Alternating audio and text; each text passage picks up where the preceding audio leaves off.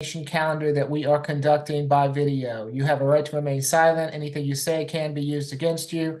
You have a right to have an attorney present at these proceedings. We're providing you with the assistance of a public defender this afternoon if you choose to utilize their services. Okay, anyone on from the solicitor's office as of yet?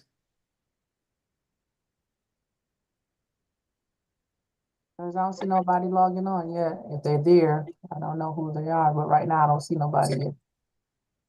I'll sit on. Okay, thank you.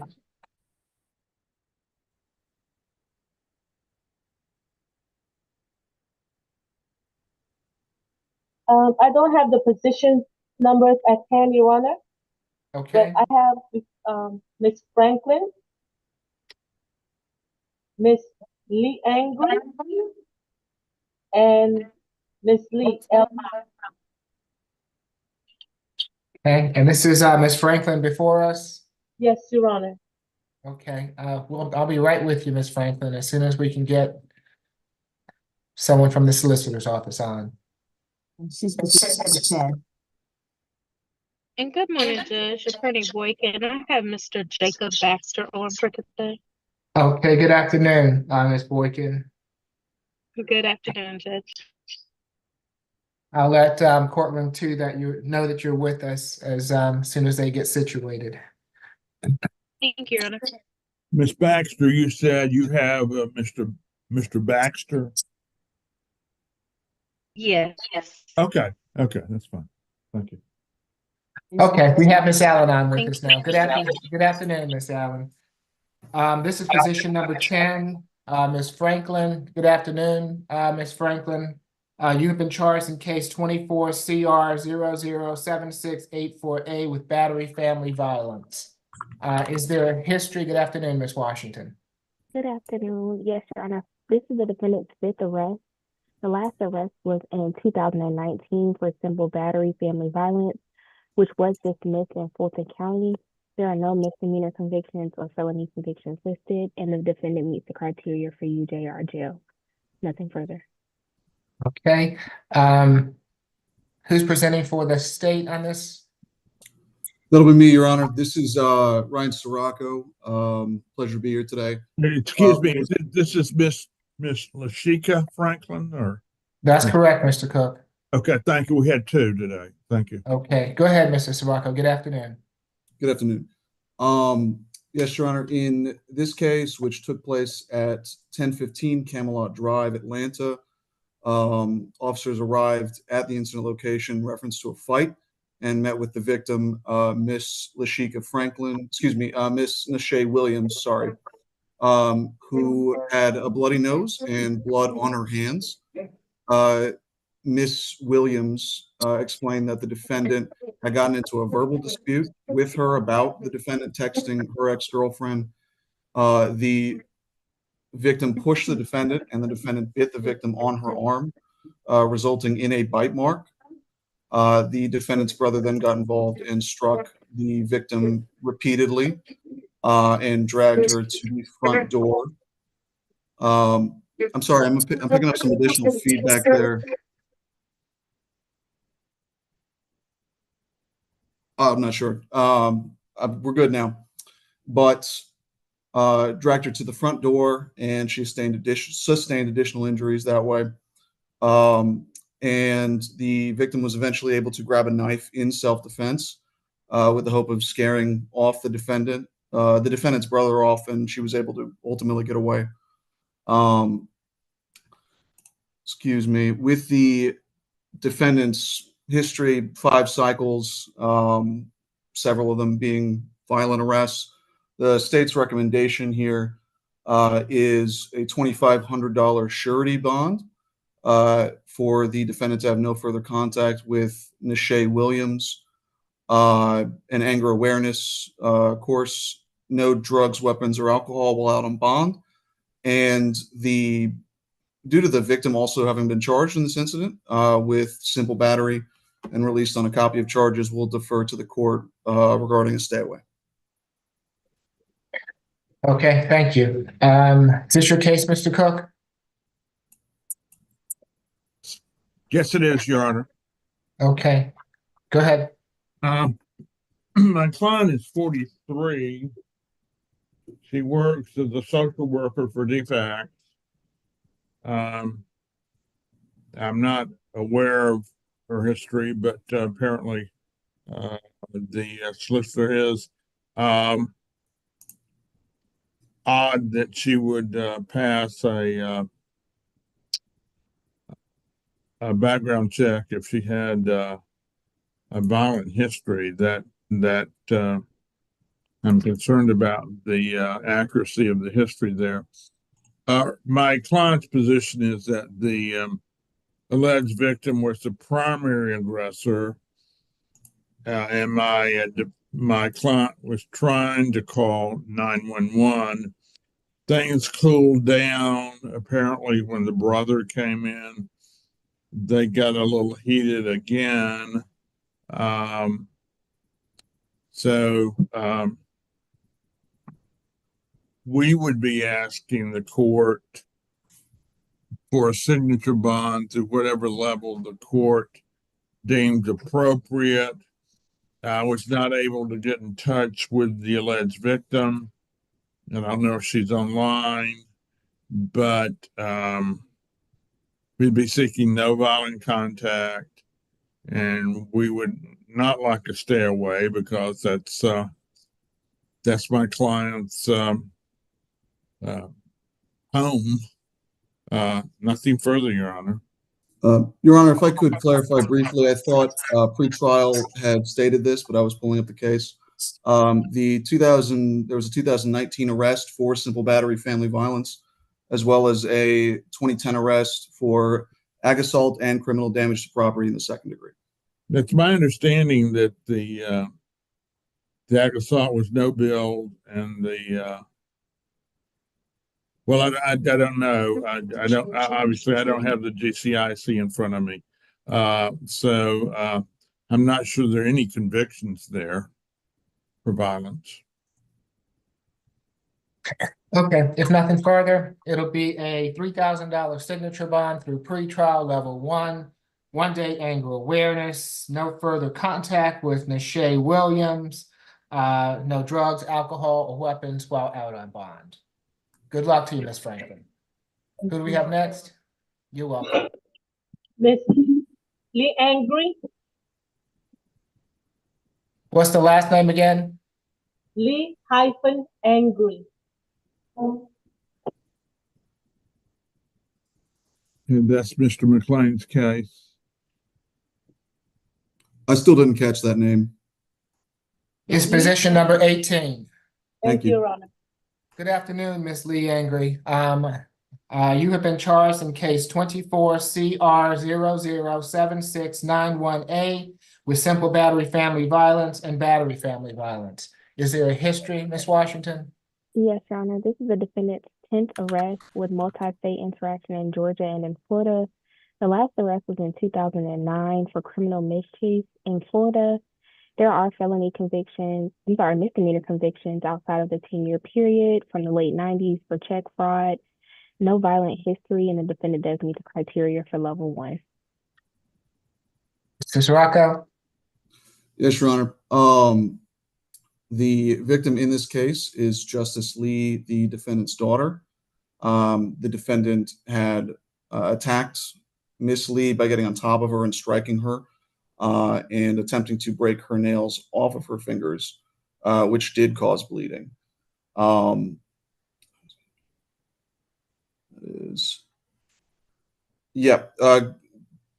With this, Your Honor, the state's recommendation is a $2,000 surety bond for there to be no further violent contact with the victim, anger awareness, and no drugs, weapons, or alcohol while out on bond.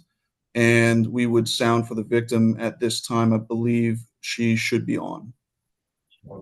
If Ms. Justice Lee is on the line and wishes to address the court, now is your opportunity to do so. Yes, good afternoon. Good afternoon, Ms. Lee. Can you raise your right hand for me, please? Do you swear or affirm the testimony you're about to give before this court be the truth, the whole truth, and nothing but the truth?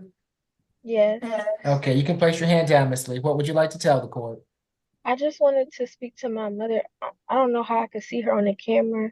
Okay, I But don't need for you to, I don't need for you to speak with your mother. I need for you to tell me anything that you want me to know about the incident, if you would like to do that. You'll, if given the opportunity after what I hear in the defense counsel, you may be able to speak with her okay. at some point later. But what do you want to tell me? Oh, nothing. I just wanted to have a statement with my mom. I don't have nothing to say. Okay, you don't want to tell me anything about the incident or anything of that nature? No, I just wanted to just make a statement to my mom. Okay.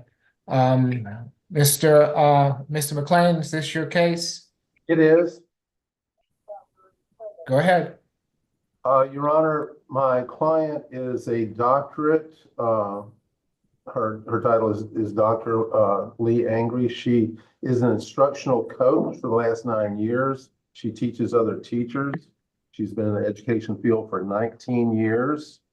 Her last arrest was quite some time ago. I think an appropriate bond would be, Your Honor, a signature bond. We have a stable address, phone numbers, and living situation. Does Justice Lee live at the address, the incident location address? I believe one daughter lives with her, but I'm not sure if both do. They're twin daughters. So if the alleged victim lives elsewhere or in the same household, I'm not positive. We could certainly ask directly. Well, I need for you to find out, because if they have to stay away from the home, because I mean, I haven't heard anyone ask me to have no further violent contact or no contact or anything of this nature. So what do you Judge, I want? believe I did ask for no further violent contact. If I did not state that, I apologize. Yeah, the solicitor did ask for that. Okay. All right. As We such, do live together at the incident location, Your Honor. as such, for the simple battery, it'd be $1,000 signature bond through pretrial level 1. For the battery, a $2,000 signature bond through pretrial level 1 makes for a total of a $3,000 signature bond through pretrial level 1. 1-day anger awareness, no further violent contact with Justice Lee, and no drugs, alcohol, weapons while out on bond. Good luck to you, Ms. Lee Angry. Next is Miss Lee.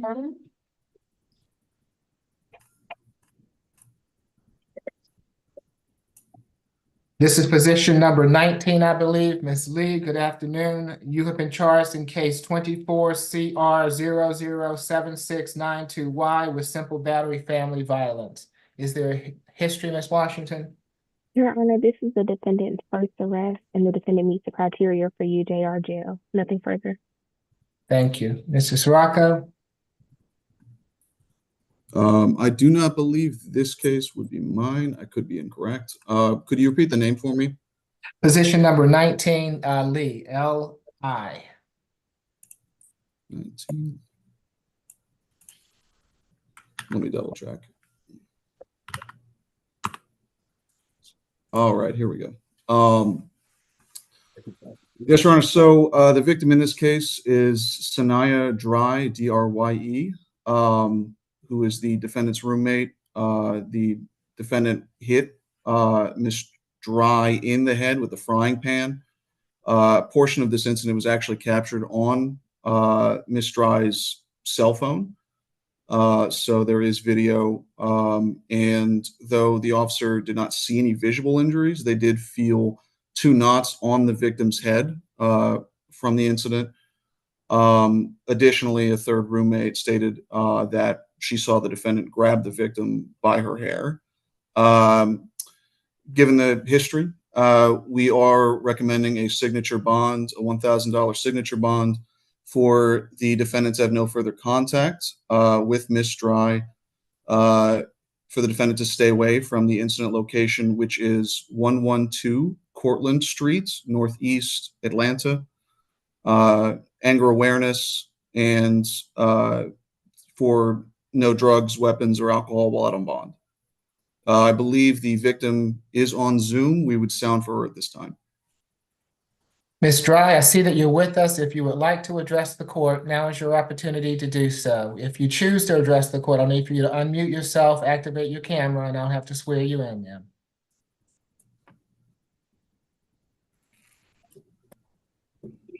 Okay, there you go, Ms. Dry. Good afternoon, ma'am. Can you raise your right hand for me, please? Do you swear or affirm the testimony you're about to give before this court be the truth, the whole truth, and nothing but the truth? Yes. Okay, you can place your hand down. Thank you, ma'am. What would you like to tell the court? I would just like to say that I would prefer to not have any contact. Like I know there was an option. I spoke with someone earlier. She said that I could have a no contact or a no violent contact. I would just prefer to not have any contact at all. Okay, thank you, Ms. Dry. I appreciate you being here this afternoon. Who's representing Ms. Lee? Okay, once you have to unmute yourself there. Thank you. Go ahead. We join in the state's recommendation. No objection to theirs. Okay, as such, it will be a $2,000 signature bond through pretrial level 1 day anger awareness, no further contact with Ms. Dry, stay away from the Cortlandt Street address. She can go back to that address on one occasion with law enforcement to retrieve any belongings, no drugs, alcohol, or weapons while out on bond. Good luck to you, Ms. Lee. Thank you, Your Honor. May we be excused, please? Yes, have a good afternoon. Thank you. Thank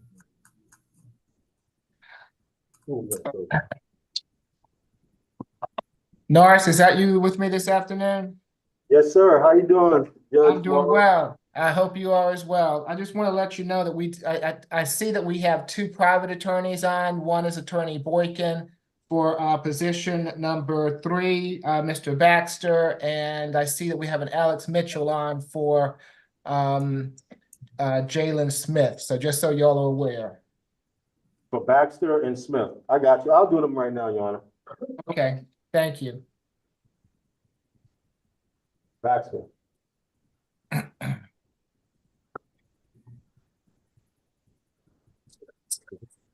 Your Honor, this is going to be position number 3. Okay, thank you. Yes, good afternoon, Mr. Baxter. Let me just address everyone in courtroom 2. I'm Judge Eric Morrow. This is the state court expedited accusation calendar that we're conducting by video. You have a right to remain silent. Anything you say can be used against you. You have a right to have an attorney present at these proceedings. If you do not have a private attorney representing you, we are offering you the assistance of a public defender this afternoon if you choose to utilize their services.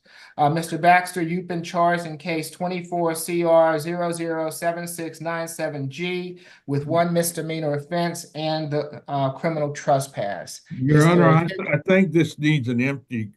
I talked to him. I didn't know he was going to have a private attorney. I think this needs an empty courtroom. Oh. Break out. Is that the case, Ms. Boykin?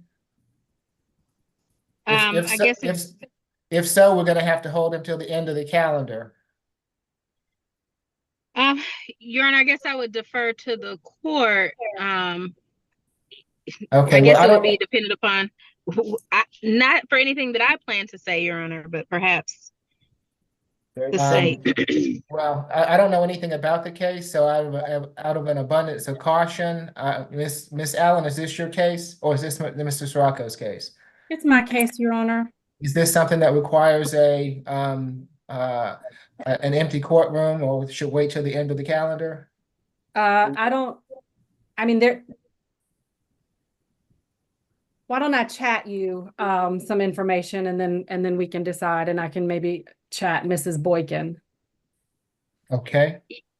I'd be open to a chat with Miss Allen. Hey, Your Honor, can we just waive sounding?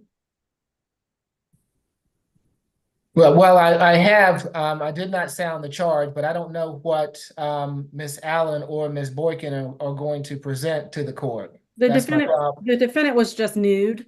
He was nude during this interaction. Well, that doesn't sound like something where there's a need to clear a courtroom to me.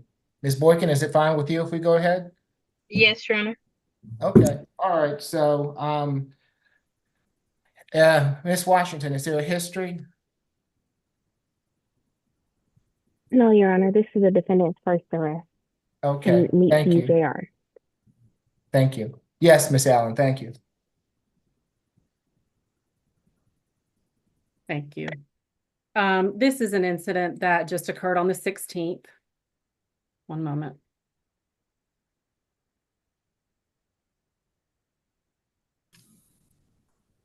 The incident location, Your Honor, is 1025 North Point Drive in Roswell.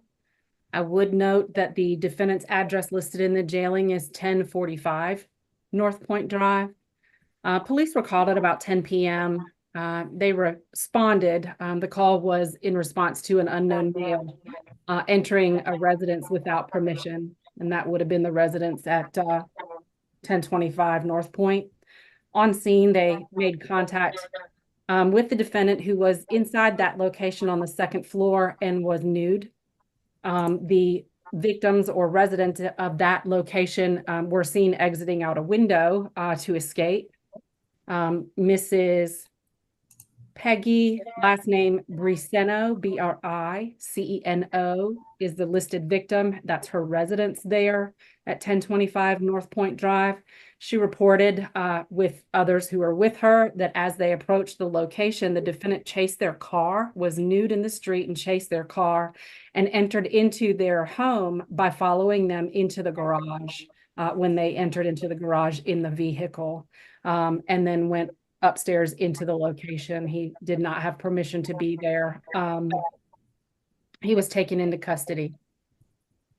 That's the information we have at this point. We'd ask for a $2,000 SOB through pretrial. No contact with anyone at 1025 North Point Drive, Roswell. No contact with Peggy Briceno, Briceno. No drugs, alcohol, or weapons, and stay away from that specific address. Okay, thank you. If Ms. Briceno is on the line and wishes to address the court, Ms. Peggy Briceno, now is your opportunity to do so. Ms. Boykin, any objection to any of the requests of the state? No objection, Your Honor. We'd ask for a signature bond. Jacob is 23 years old. We do believe that there might have been a mistaken location due to the close proximity of the addresses. We do believe that he entered the wrong house unintentionally. He is employed. He does help out at his home. He lives there with a father and a stepmother and his step siblings. And so he is a vital part of their family there. This is his first arrest. He's got limited to no prior criminal history and no violent offenses or anything like that. So we just ask that he be allowed to do a signature bond. Okay, for the first offense, it'll be a $2,000 signature bond through pretrial level 1. For the criminal trespass, a $1,000 signature bond through pretrial level 1 makes for a total of a $3,000 signature bond through pretrial level 1. No further contact with Ms. Briceno. Stay away from her residence. No drugs, alcohol, weapons while out on bond. Good luck to you, Mr. Baxter. Thank you, Your Honor. That concludes my business this afternoon. Might I be excused? Yes, have a good afternoon. Thank you, Ms. Boykin. We appreciate you being here. Thank you, Judge. Thank you, Judge. Have a good one. Next, Your Honor, is going to be position number 24, Mr. Jalen Smith. Okay, thank you. Yes. Good afternoon, Mr. Smith. You have been charged in case 24CR007664B with theft by taking, battery family violence, and simple battery family violence. Their history, Ms. Washington? Yes, Your Honor. This is the defendant's 11th arrest with multi-state interaction in Virginia, North Carolina, and Louisiana. The last arrest was in March of this year for criminal trespass out of Louisiana. There's no disposition listed. There's a 2018 felony conviction for possession of a controlled substance, as well as possession of marijuana with intent to distribute out of North Carolina. A 2018 misdemeanor conviction for unauthorized use of a motor vehicle in North Carolina. A 2022 felony conviction for eluding arrest out of North Carolina. There appears to be a hold from Rock Hill, South Carolina for possession of marijuana, and the warrant date is from 2018. The defendant does meet the criteria for level 3. Nothing further. Thank you. Ms. Allen? Yes, Your Honor. This defendant actually was supposed to be on first appearance on Friday, but the information we were given at the time was that he'd bonded out.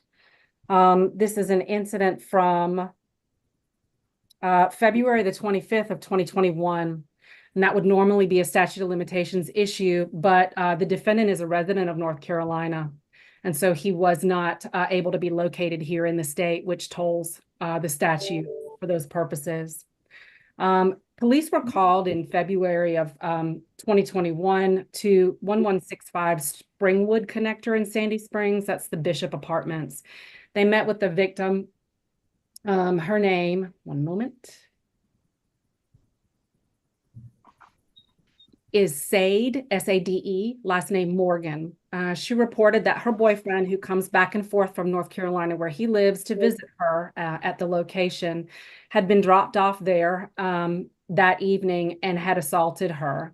And he'd taken her phone and her keys and he'd fled the location. She was seen to have a laceration on the right side of her face and blood on her clothing. She also had swelling to her face. So she reported that at about 8 p.m. he'd been dropped off there. He'd started to question her about what she'd been doing the night before because he couldn't get her on the phone. And she tried to explain to him that her phone had been broken and she'd been waiting for a new replacement phone. She'd actually just received it in the mail. And she showed him her new phone. They got into an argument because he didn't like that answer. He pushed her down and he began striking her in the face with his fists. He then took her new phone and her keys and he fled the location. She tried to get her things back, but he grabbed her by the hair and he dragged her into the hallway. She showed police where this ripped some of her hair from her head.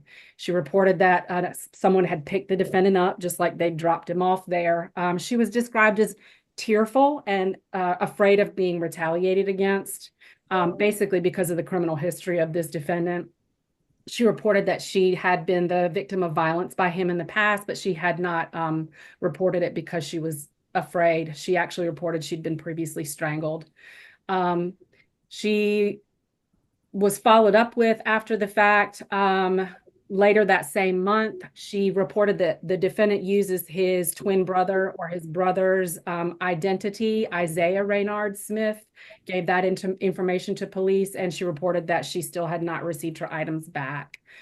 We've tried to make some contact with Mrs. Morgan today. We're working with Sandy Springs, and we tried on Friday as well to get a little bit more information about her, Your Honor. But based on the history here and the fact that this defendant is not from Georgia and was just recently, his new open case out of Louisiana is from 2024, we're asking for a $3,000 surety, no contact with Ms. Morgan, and no drugs, alcohol, or weapons while on bond. Thank you. Okay. If Miss Sade Morgan is on the line and wishes to address the court, now is your opportunity. Good afternoon, Mr. Mitchell. Good afternoon, Judge. I was told that Mr. Smith actually had received a bond Friday during his initial appearance, and then that a simple battery charge was added. So I would just be requesting that those terms of the bond remain in place that was agreed to on Friday, and that the additional charge of simple battery be a signature bond, just based on the fact that I spoke with the court. They stated that they thought he had already been released when they added the additional charge, and that's why he was on hold, and just for the simple battery. So the terms that were agreed to Friday that were set by the judge, we would just ask for those same terms, just for that additional simple battery charge. Okay, that wasn't me, Mr. Mitchell. He wasn't on the calendar. He wasn't heard on Friday at all. Okay, so no judge heard him. It's my understanding, Mr. Mitchell. Did you have an expectation of what the other terms were? Well, I spoke with the court and they stated that he appeared. Okay. Excuse me, Judge, not to interrupt. No, you're fine, Ms. Lewis. He was on the calendar for Friday, SEA, but he made bond prior to coming to court, and he made bond, and then this charge was added onto his booking screen when he was about to be released. Okay, so what was the bond that he made? He made a, let me get back to his booking screen. He made on a theft by taking and a battery by family violence that was on February the 25th of 2021. incident date, he made a $11,000 surety bond. It was $10,000 on the battery, family violence, and $1,000 on a theft by taken that he made bond through Foster Bonding Company that day. Okay, so I don't need to give him another bond except on this simple battery family violence. That's correct. Is that my understanding? Okay, so It's for the that, date of 11/15 of 2024. all right, so for that charge, it's gonna be a $500 good bond. And with all the same stipulations as the other two bonds have, I guess that's a stay away, no further contact, and a no drugs, alcohol, or weapons. I don't believe that bond had any conditions on it, but thank you. And Okay, Madam Clerk, the date on that simple battery is incorrect. They should all be February the 25th of 2021. I'll amend that now just to make it clean, okay? I appreciate your help. all right, thank you. All right, Mr. Mitchell, anything further this afternoon? No, thank you, Your Honor. That concludes my business for the day. May I be excused? Yes, have a good afternoon. I appreciate it. Thank you. All Good right, luck no to you, problem. Mr. Smith. Thank you. And Ms. Bridgewater, I don't know if you understood that. Let me know if you need any help to understand that.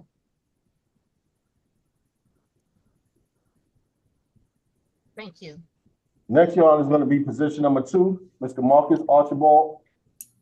Good afternoon, Mr. Archibald. You have been charged in case 24 CR 007679G with battery family violence and simple battery family violence. Is there a history? Yes, Your Honor. This is the defendant's second arrest. The last arrest was in 2016 for forgery in the 4th degree. That appears to be dismissed through the pretrial diversion program, and the defendant meets the criteria for level 1. Nothing further.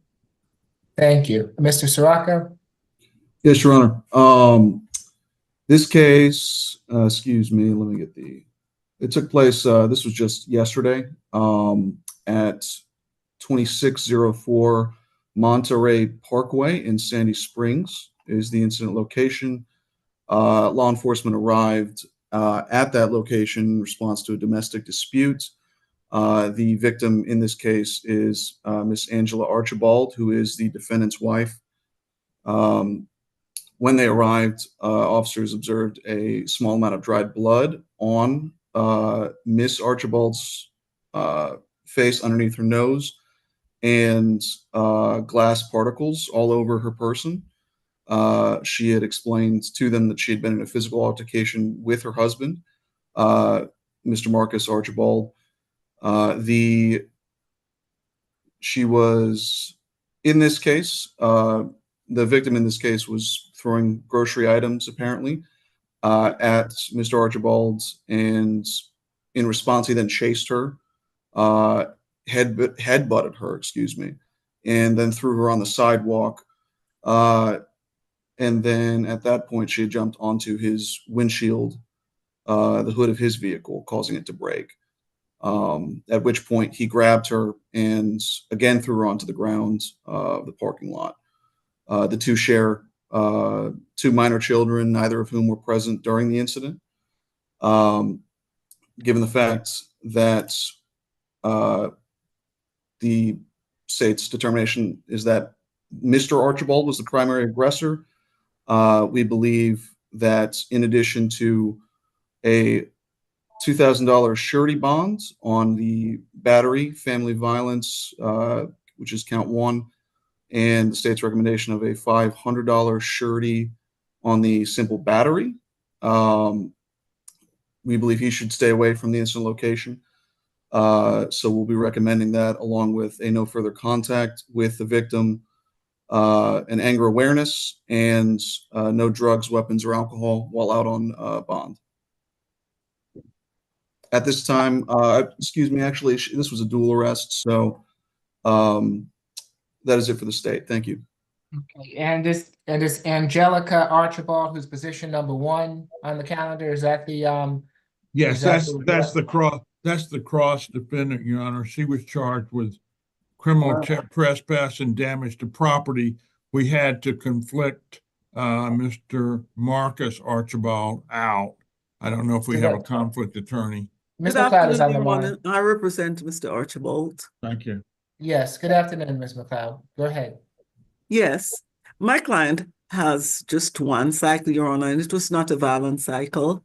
He tells me that he and his wife have been married for several years and they share 2 minor children. My understanding is that they got into a dispute. Neither of them called the police, but I guess a third party did, and they were both arrested. My client would certainly like to have contact with his wife. His preference would, of course, be no further violent contact. And my understanding is that that would also be her preference. But of course, I would defer to what her attorney has to say. I would ask the signature bond through pretrial for my client, conditioned on no further violent contact with Mrs. Archibald. And also, Your Honor, they live together at this address. That's my understanding. Okay, thank you, Ms. McLeod. Mr. Cook, does your client want contact? 544. Mr. Cook, are you with me? Yes, I'm sorry, Your Honor. No, she does not. She's moving out, has already moved out of the location and is moving further at some point. Okay, that's fine. I just wanted to know whether she wanted contact or not. So No. they do have children? Yes, Yeah. Your Honor, they have two children. Okay. All right. As such, for the battery, it'll be a $2,000 signature bond through pretrial level 1. For the simple battery, a $1,000 signature bond through pretrial level 1. Makes for a total of a $3,000 signature bond through pretrial level 1. 1-day anger awareness, no further contact with Ms. Archibald. Since she's moved out, I'm going to allow him to go back to the incident location address. Third-party transfer of any minor children for visitation. No drugs, alcohol, weapons while out on bond. Good luck to you, Mr. Archibald. Thank you, Your Honor. That concludes my business before the court today. May I be excused? Yes, thank you, Ms. McLeod. We appreciate you being here this afternoon. We'll see you next time. Your Honor, this is Mrs. Archibald. Okay, good afternoon, Ms. Archibald. You have been charged in case 24 CR 007678C with criminal trespass and damage to property. Is there a history, Ms. Washington? This is the defendant's first arrest, and she meets the criteria for UJR jail. Okay, anything to add to the facts, Mr. Sirocco? No, Your Honor, nothing additional from what was previously stated. Just to reiterate, this took place at 2604 Monterey Parkway in Sandy Springs, and this was yesterday. On this case, the state's recommendation is a signature bond, no further contact with Mr. Marcus Archibald, and no drugs, weapons, or alcohol while out on bond. Okay. Anything further, Mr. Cook? Yes, I'm now a bit confused. Was the incident location Montreal Parkway? Yes, it was. Okay, that's where she is now.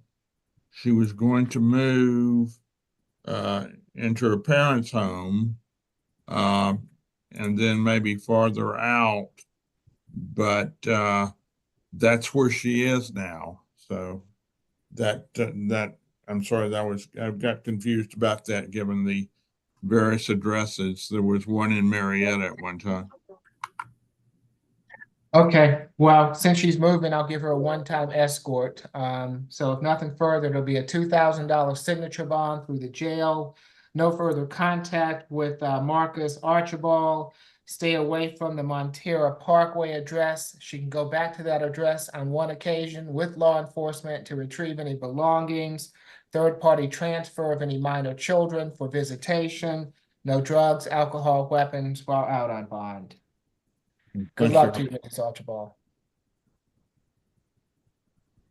Next, Your Honor, is going to be position number 11, Tiffany Franklin.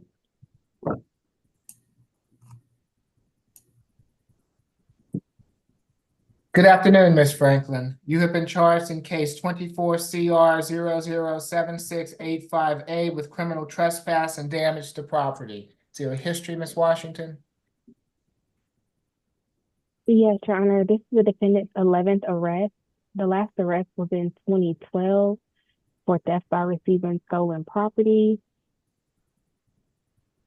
And that was out of DeKalb County. No disposition was listed. That was a misdemeanor. In 2007, the defendant received first offender treatment for 2 counts of entering auto, card theft, and theft by taking. That was sealed in 2017. In 2010, there was a misdemeanor conviction for DUI, as well as giving false names. In 2012, misdemeanor conviction for theft by receiving stolen property out of the cab. The defendant does meet the criteria for level 1. Nothing further. Mr. Sirocco? Yes, Your Honor. This incident took place yesterday, that being November 17th, 2024, at 1934 Stanton Road in East Point. The victim in this case is Catrice Grimes, Katrice Grimes. The defendant here had ripped the victim's Ring doorbell camera off of her front door frame and had thrown it from the 3rd floor balcony, ultimately causing it to break. That same camera was able to capture the defendant banging on the victim's door, and as well as the defendant with the camera in hands, throwing said camera.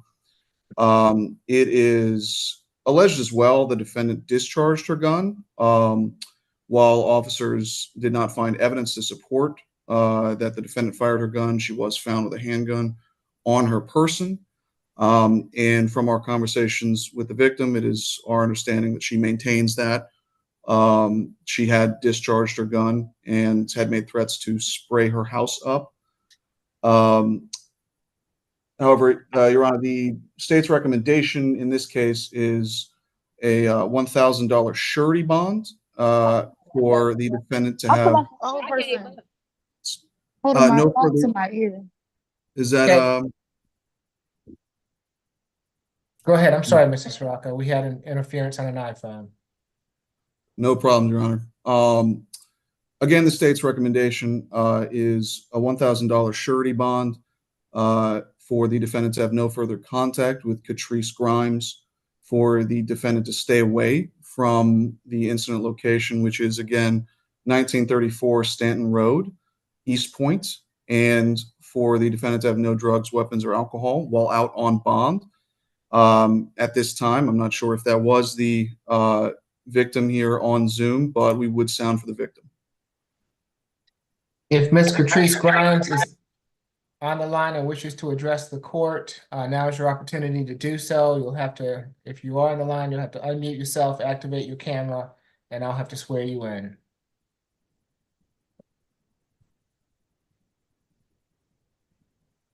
Catrice Grimes. Doesn't appear so. Mr. Cook? Yeah. My computer is a bit glitchy I'm here. today. Oh, okay. Okay, Ms. Grimes, if you would like to address the court, I'll need for you to activate your camera for me. Okay, raise your right hand, please. Do you swear or affirm the testimony you're about to give before this court be the truth, the whole truth, and nothing but the truth? Yes. Okay, you can place your hand down, ma'am. Thank you. What would you like to tell the court? Well, I really just wanted to speak on the whole situation because it really traumatized my kids. And they already been through a lot, losing their dad. But I have her on camera threatening me, threatening to spray up my house, and she's gonna put her nephews on my daughter to do something to my daughter because they attend the same school. I just really want her to stay away. Like, I'm just frustrated with the whole situation because it's 3 o'clock in the morning and like just to pop up at my house with all that drama, that's ridiculous. Who is Miss Franklin to you, Miss Grimes? She's a friend of my ex-boyfriend. Friend of your. Okay. And she has no reason to be around the Stanton Road address. None whatsoever. Okay. All right. I appreciate you being here this afternoon, Miss Grimes. Thank you. All right. Thank you. You're welcome. Yes, Mr. Cook. Yeah, my computer's a bit glitchy. Sorry, Your Honor. Not uncommon in Fulton, I guess. My client is 37 years old. She's working in the warehouse for UNFI, which is a grocery operation. She's been there 3 years. She denies the allegations as stated in the warrant, and we would be seeking a signature bond at whatever level the court deems appropriate. She has no problem with a stay away, no problem with no further contact. It'd be a $2,000 signature bond through pretrial level 1. Relinquish any firearms that she might have. Stay away from the Stanton Road address. No further contact with Ms. Grimes. No drugs, alcohol, weapons while out on bond. Thank you, Your Honor. Good luck to you all. What was that bond amount again, Your Honor? It's a $2,000 signature bond through pretrial level 1. Thank you. You're welcome. Your Honor, she wants to say. No, Ms. Grimes, you have, I'm sorry. Ms. Franklin, you have a signature bond. All you have to do is sign your name and you will get out. It'll take a while to process your release, and then you can take care of the charges after you are out. We're not trying the case. We're not entering evidence. We're not issuing a plea. So the best thing at this point is to take what has been given you and move on to the next step. But you'll be able to get out of jail with your signature. Your Honor, it's one of the conditions she wants to ask a question about. Okay, what condition is that?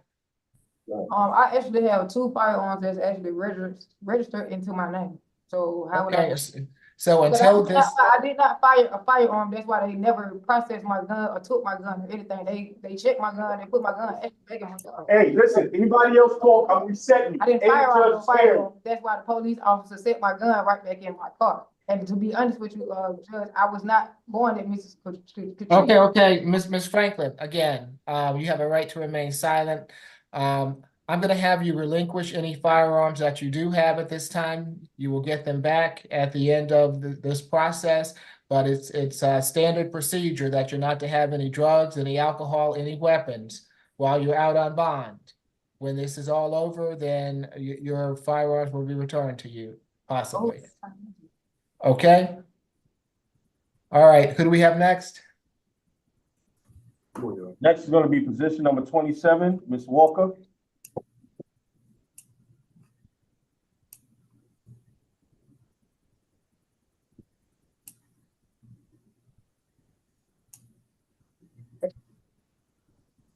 Good afternoon, Ms. Walker. You have been charged in case 24CR007694B with battery, simple battery, and reckless conduct. Is there a history, Ms. Washington? No, Your Honor, this is the defendant's first arrest, and the defendant meets the criteria for UJR jail. Nothing further. Thank you. Ms. Allen? Thank you, Your Honor. This is an incident from September the 8th of 2024. Police were called at about 10 p.m. to 1314 Donald Lee Hollowell Parkway. They met with the victim. Her name is Chanel Goodson. She reported that she'd called police and there was no response for a period of time. So she left the location, then followed up and made the report after the fact. She reported that she'd been leaving her apartment with her young child, date of birth 7/29/22. Initials AG. She'd been holding that child in her arms when the defendant in front of you approached her with a toy plastic baseball bat and began striking her repeatedly about her face and head while she was holding that child. She struck the child at the same time that she was striking the victim. She also pulled some of the victim's braids out. The victim was seen to have swelling around her eye and a scratch on her face. She reported that she'd known the defendant for about 4 months, but had no understanding why this assault had happened.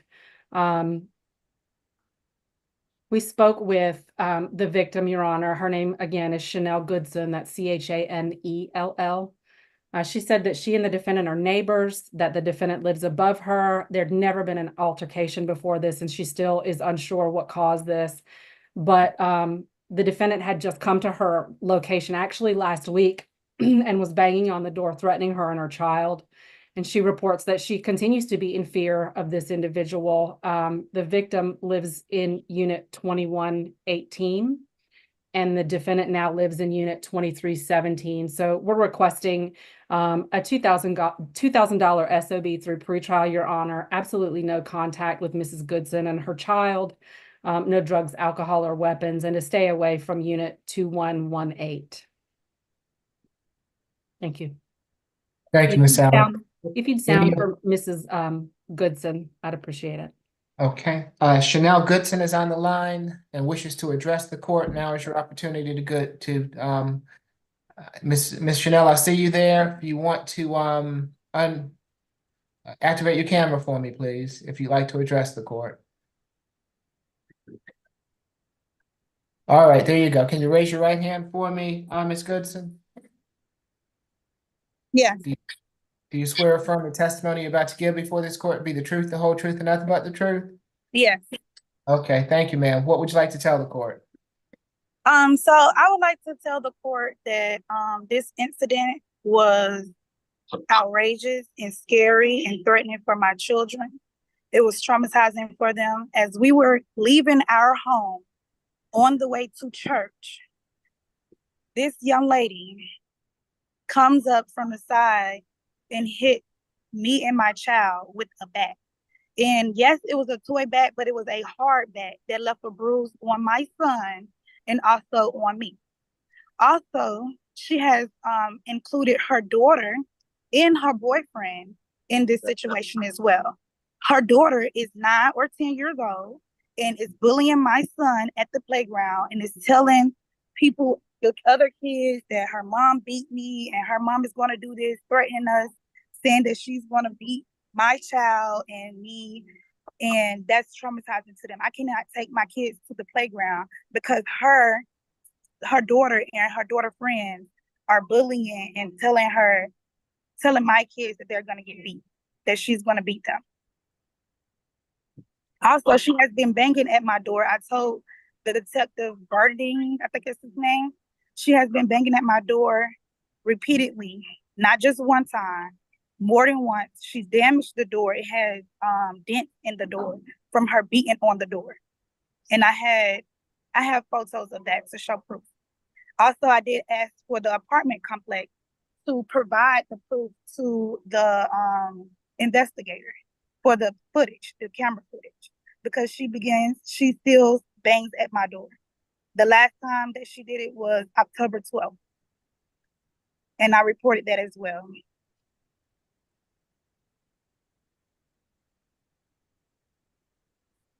I'm sorry, you're at 2118? I'm sorry? Your apartment number is 2118? Yes. Okay, and is that playground, is that on the apartment complex property? Yes. Okay, anything further, Ms. Goodson? Yes, so I seen her, the last time I seen her was 2 days ago, I think. Her and her boyfriend, they was coming out the gate and they were just saying, nasty words to me and threatening me before they left the house. That was, I think, 2 days ago. Not yesterday, day before yesterday. Okay, thank you, ma'am. I appreciate. Her boyfriend is not supposed to be on the property. He has a what is it called? An order to stay away. But she still continues to let him come, and he still comes. So I don't believe, I don't know if we have to get any paperwork or anything for that, because he's not supposed to get the property as well. Well, if that's your understanding, you need to let the complex know, and you need to, if that's the case, call the police if you see him on the property, okay? All right, thank you for being here this afternoon, Ms. Goodson. Okay. Mr. McLean, is this your case? Yes, Your Honor, nothing to, add, signature bond and stay away and no contact would be fine. All right, for the battery, it'll be $1,000 signature bond through pretrial level 1. For the simple battery, a $500 signature bond through pretrial level 1. For the reckless conduct, a $500 signature bond through pretrial level 1. Makes for a total of a $2,000 signature bond through pretrial level 1. No further contact with Chanel Goodson. Stay away from her apartment at 2118 Donald Lee Parkway. In addition, I want you to stay away from the playground in the apartment complex. Ms. Walker, no further contact means just that. No contact whatsoever. Obviously, no physical contact, no verbal contact, no internet contact, no contact whatsoever. If I find out that there's been any contact with Ms. Goodson, then this bond is going to be revoked. Good luck to you, Ms. Walker. Your Honor, was the cruelty to the children in third NOD? Yes, must have been. Yes, it was NOD'd. It has to be family violence battery to have a cruelty in the 3rd degree. Thank you, Alan. Next, Your Honor, is going to be position number 4, Mr. Antonio Davis.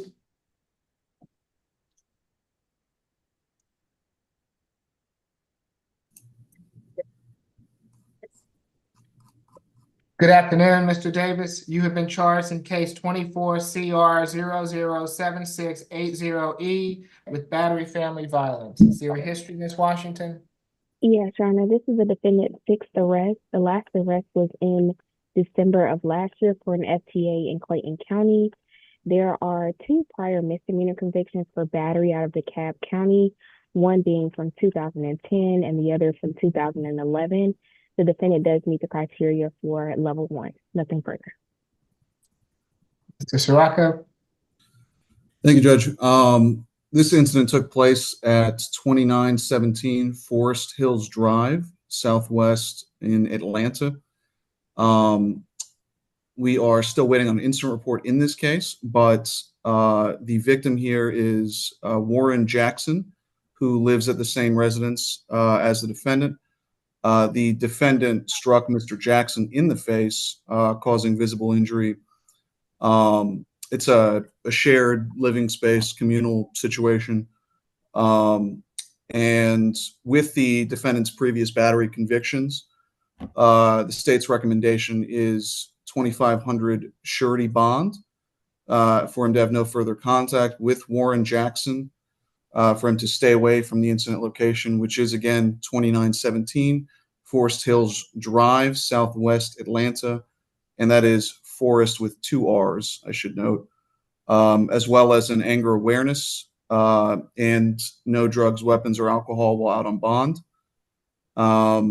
We would sound for the victim at this time. I'm not sure if he's on the line. Mr. Warren Jackson is on the line and wishes to address the court. Now is your opportunity to do so. Does not appear so. Mr. Cook? Yes, Your Honor. My client is 38 years old. He's from Atlanta. He works in hospital services and environmental services. He's a high school graduate. The 2917 Forest Hills Drive address is actually a rooming house. So the parties live in separate rooms, and there is a shared living space. He denies the allegations as stated in the warrant and says that the alleged victim was the primary aggressor and the defendant is the party that called the police. So we would be asking, we certainly would object to a anger management. We would object to a stay away because this is where he lives and it's a rooming house. He makes a modest income. no further contact might be difficult in those kinds of circumstances, but we'll leave that up to the court. And again, that's nothing further, Your Honor. We would be asking for a signature bond through whatever level the court deems appropriate. It will be $3,000 signature bond through pretrial level 1. No further contact with Warren Jackson. Given that there's to be no further contact and it's a rooming house, I don't see how you can have no contact and still be in the same house. So he is to not have any, he's to stay away from the Forest Hills Drive address. He can go back to that address on one occasion with law enforcement to retrieve any belongings. No drugs, alcohol, weapons while out on bond. Good luck to you, Mr. Davis. Thank you, Your Honor. Next, Your Honor, is going to be position number 9, Mr. Eddie Fields.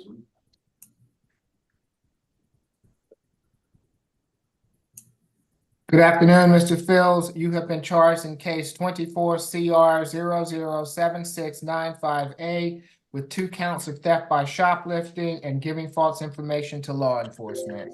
Is there a history, Ms. Washington? Yes, Your Honor, this is the defendant's 12th arrest. The last arrest was in January of this year for willful obstruction. That case appears to be open in Fulton County. There's a 2018 misdemeanor conviction for criminal trespass, 2019 misdemeanor conviction for theft by shoplifting in Fulton County. And in 2023, there was first offender treatment for false imprisonment and aggravated battery. The defendant appears to be on 5-year probation for that. There are misdemeanor convictions out of New York for larceny from 05 and 06. The defendant does meet the criteria for level 3. Nothing further. Ms. Allen? Thank you, Your Honor. This is an incident from November the 17th at about 1:50 p.m. Police were called to the area of the Five Below store. That's 3612 Marketplace Boulevard.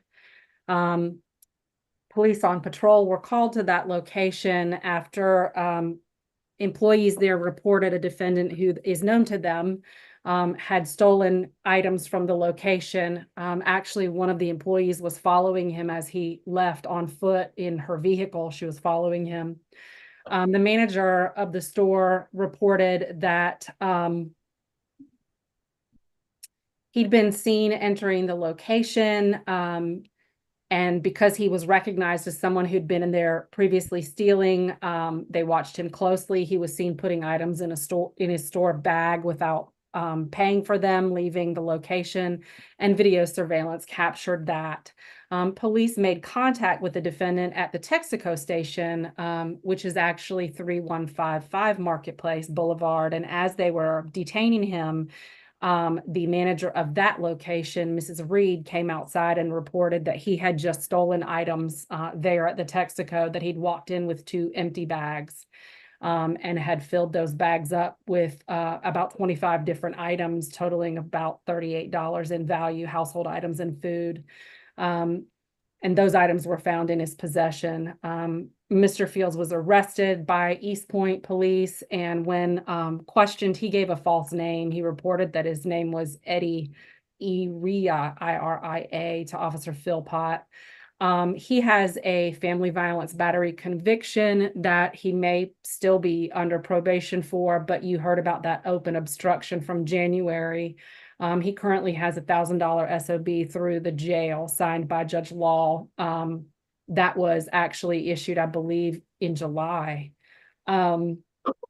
And he's currently on probation for that false imprisonment and aggravated battery. So given the criminal history and the facts here, we'd ask for a $2,000 surety to stay away from both of those locations. That's the Texaco at 3155 Marketplace and the Five Below at 3612 Marketplace, and no drugs, alcohol, or weapons.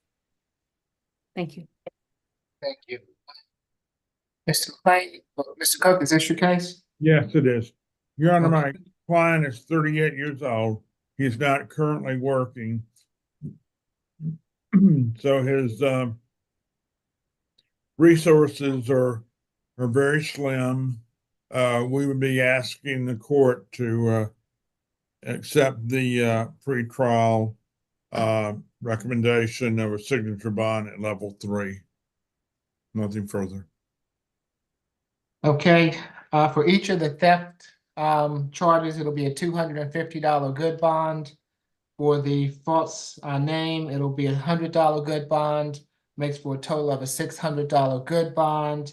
Stay away from Five Below in Texaco on Marketplace Boulevard, and no drugs, alcohol, weapons while out on bond. Good luck to you, Mr. Fields. Thank you, Your Honor. Welcome. Next, Your Honor, is gonna be position number 12, Mr. Keith Gaines. Good afternoon, Mr. Gaines.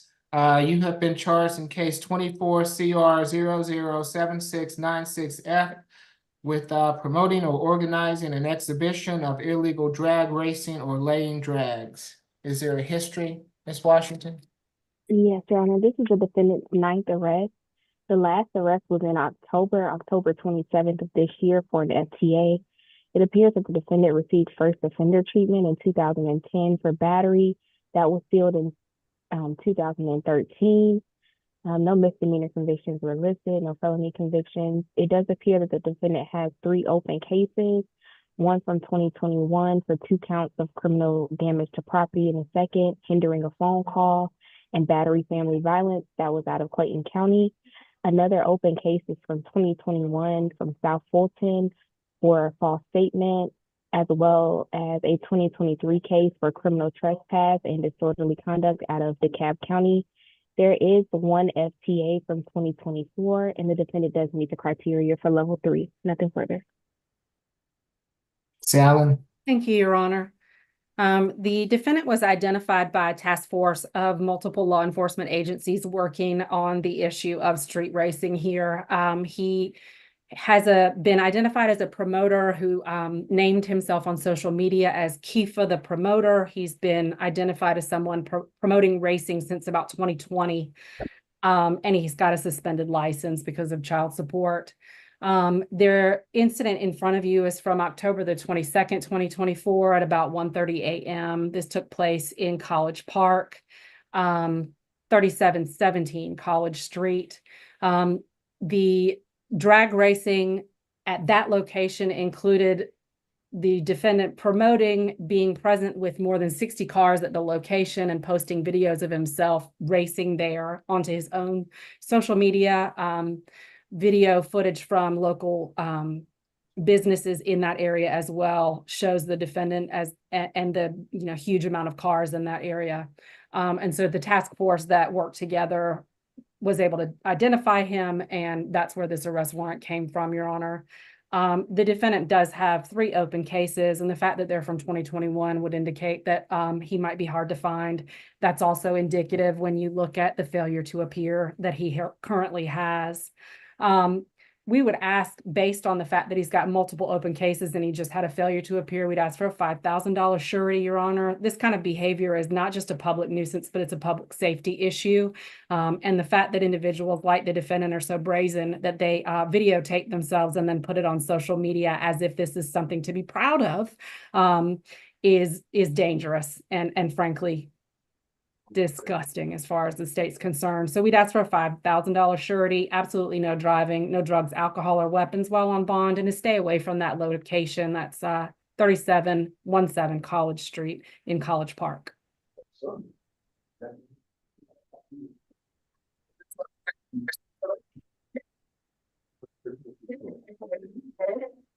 Whose case is this? This is my case, Your Honor, Keith Cook. Okay.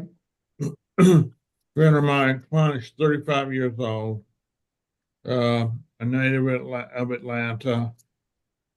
He's been working for a couple of years as in maintenance at an apartment complex. He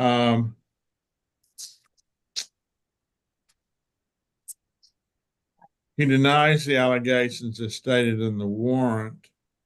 And we would be asking, we understand the charges and the background.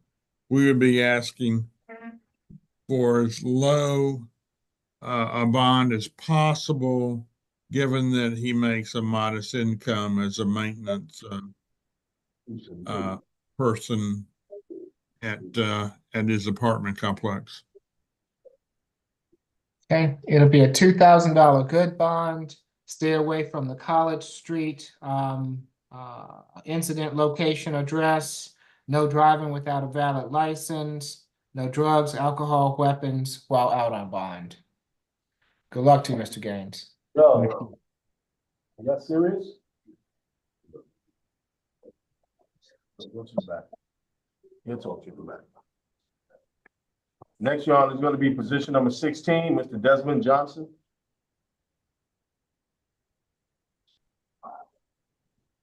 Good afternoon, Mr. Johnson. You've been charged in case 24 CR 007689C with 2 counts of battery family violence. Is there a history? Yes, Your Honor, this is the defendant's second arrest. The last arrest was in May of this year for theft by receiving stolen property, which appears to be open in Clayton County. The defendant meets the criteria for level 2. Thank you. Mr. Sirocco? Thank you, Your Honor.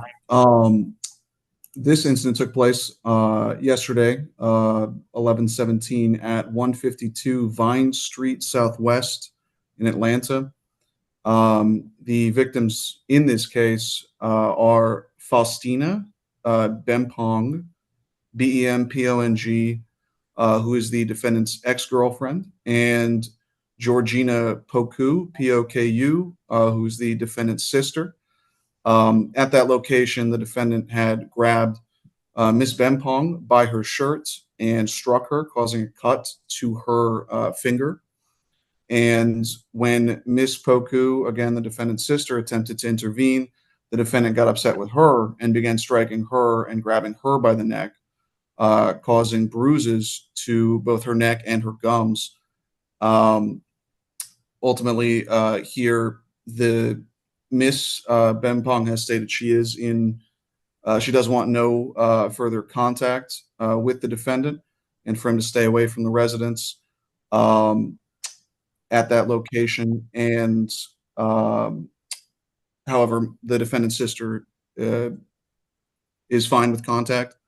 But in this case, given those things, the state's recommendation is $1,500 surety bond on the first count, a $2,500 surety bond on the second count, for a total of a $4,000 surety bond for the defendant to have no further contact with Faustina Bempong, and for the defendant to have no further violent contact with Georgina Poku, as well as, of course, to stay away from the incident location, anger awareness, and no drugs, weapons, or alcohol while out on bonds. And at this time, the state would sound for both victims, who I believe should be on.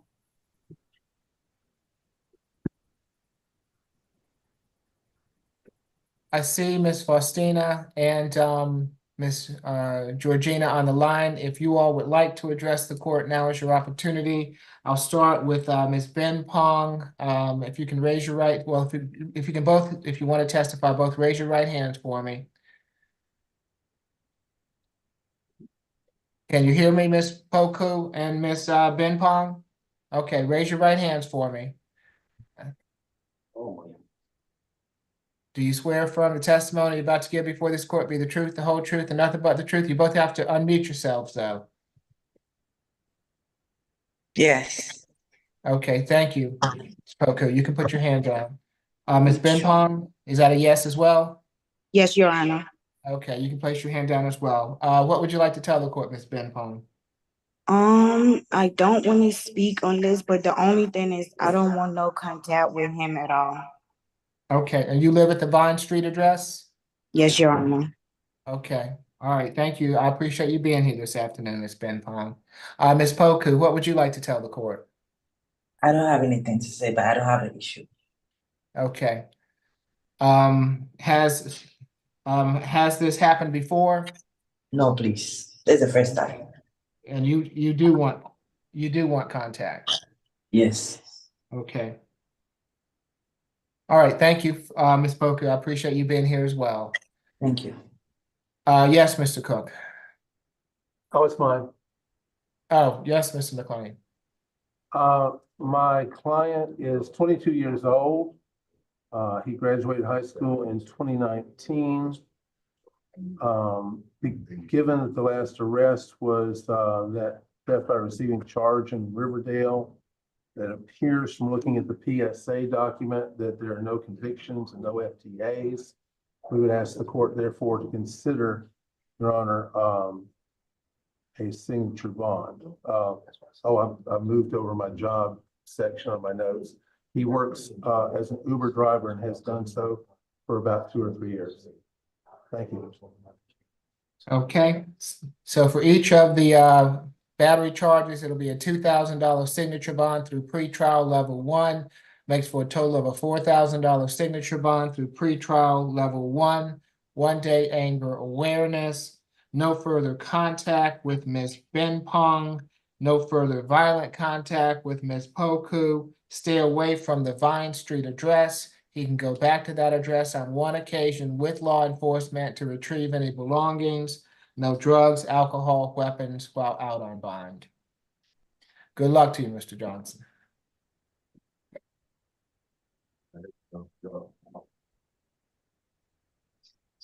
Next, Your Honor, we're gonna go to the position number 6, position number 7, position number 8, Mr. Dye. Okay, good afternoon, Mr. Dye. Let's see. Position number 6, 24 CR 007681C. You have been charged with theft by taking. Position number 7, 24 CR 007682C. You've been charged with theft by taking. Position number 8, case number 24 CR 007683C. You've been charged with theft by taking. Is there a history, Ms. Washington? Yes, Your Honor, this is the defendant's 9th arrest. The last arrest was in May of this year for willful obstruction out of Cobb County. No disposition is listed and the case appears to be open. There's a 2018 first offender treatment for felony theft by receiving stolen property. That was sealed in 2020. There's a 2019 felony conviction for theft by taking and entering auto out of Fulton County.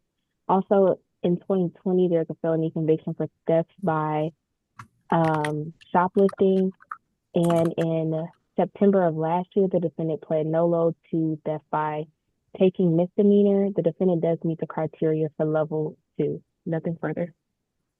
Thank you. Mr. Sirocco? Thank you, Judge. I'll address these sort of as one. They're very similar. Beginning with the July 23rd incident. All of these thefts took place on Georgia Tech property. It was a series of scooter thefts, electric scooter thefts from bike racks at various locations across Georgia Tech. Speaking on the first, he had stolen an electric scooter. Let's see. The July 23rd, he had stolen an electric scooter belonging to Miss Caitlin Costin. He removed the scooter from the bike rack there, and was later identified through these other 2 incidents before us today. Let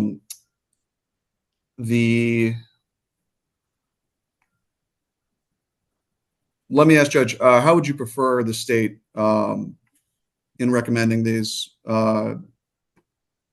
bond recommendations here, jointly as one or one by one? However you prefer, whatever's easiest for you, Mr. Sirocco. All right. So for that, let me make sure. I don't mean to hold the court up here. I want to confirm that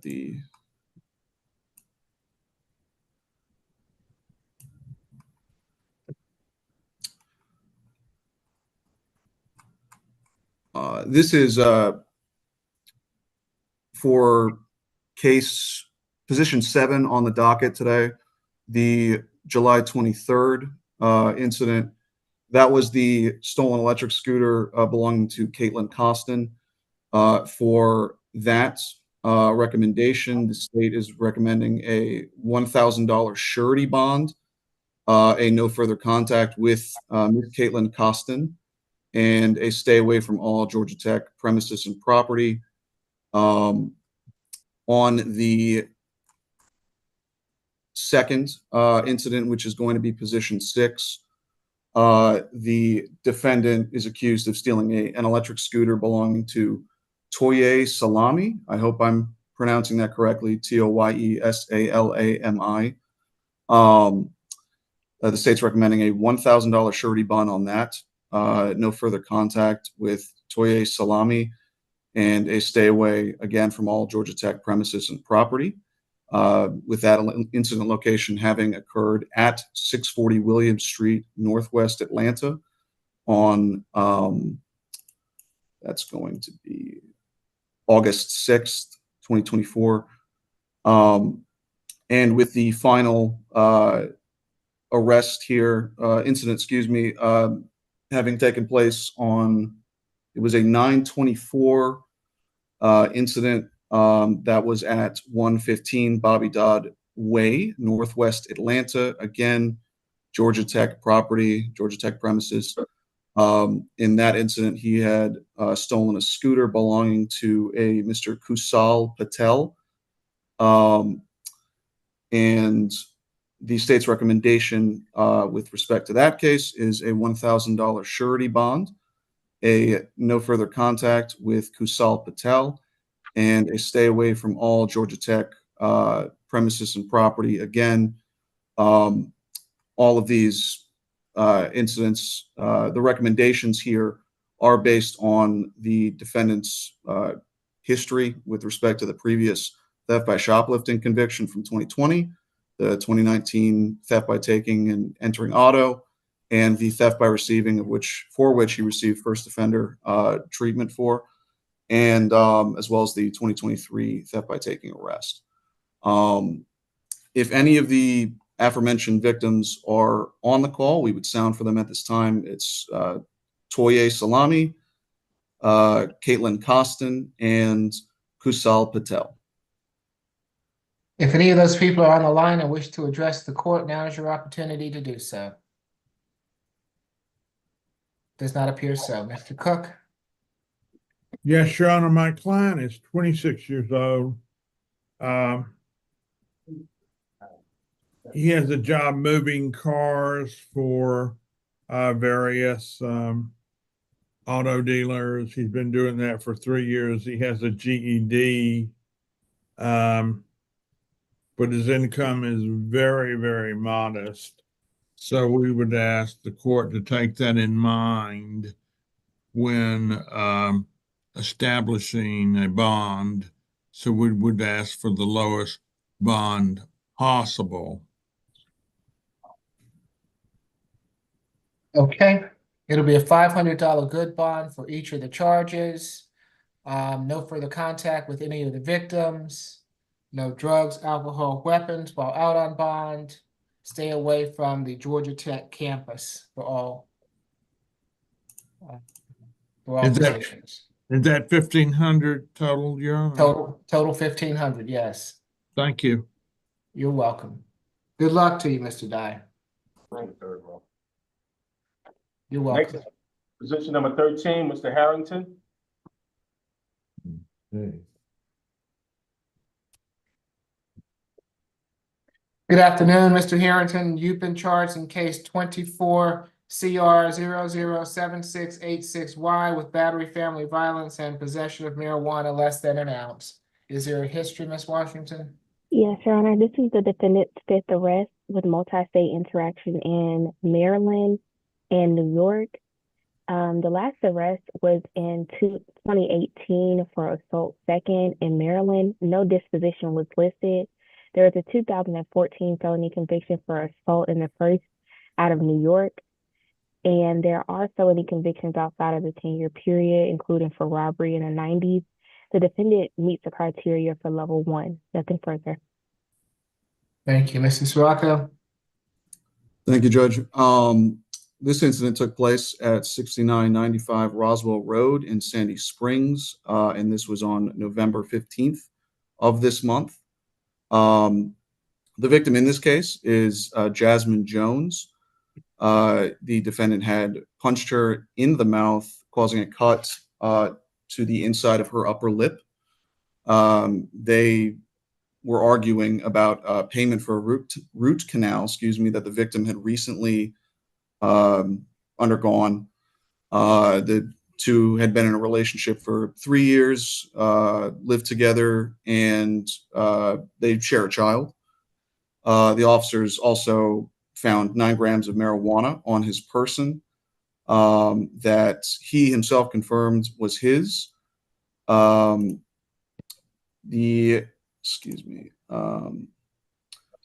on his conviction history, his arrests previously with the 2015 assault in the first, and as well as the 2018 assault in the second degree arrest, the state's recommendation is a $3,000 surety bond on the battery family violence charge, and a signature bond for the marijuana charge, as well as a no further contact with Miss Jasmine Jones, a stay away from the incident location, which is again 6995 Roswell Road in Sandy Springs, anger awareness, and for there to be no drugs, weapons, or alcohol for the defendant while out on bond. At this time, I believe the victim is here on Zoom. We would sound for her. Ms. Jones, I see you there. If you would like to address the court, now is your opportunity. If you raise your right hand for me, ma'am. Do you swear or affirm the testimony you're about to give before this court be the truth, the whole truth, and nothing but the truth? Yes. Okay, you can place your hand down. Thank you, ma'am. What would you like to tell the court? Yes, I do want to state that I am still shocked that he did hit me in my mouth. We don't usually get violent like that. He usually just goes to work and comes home and just very relaxed all the time. He's a good guy, you know.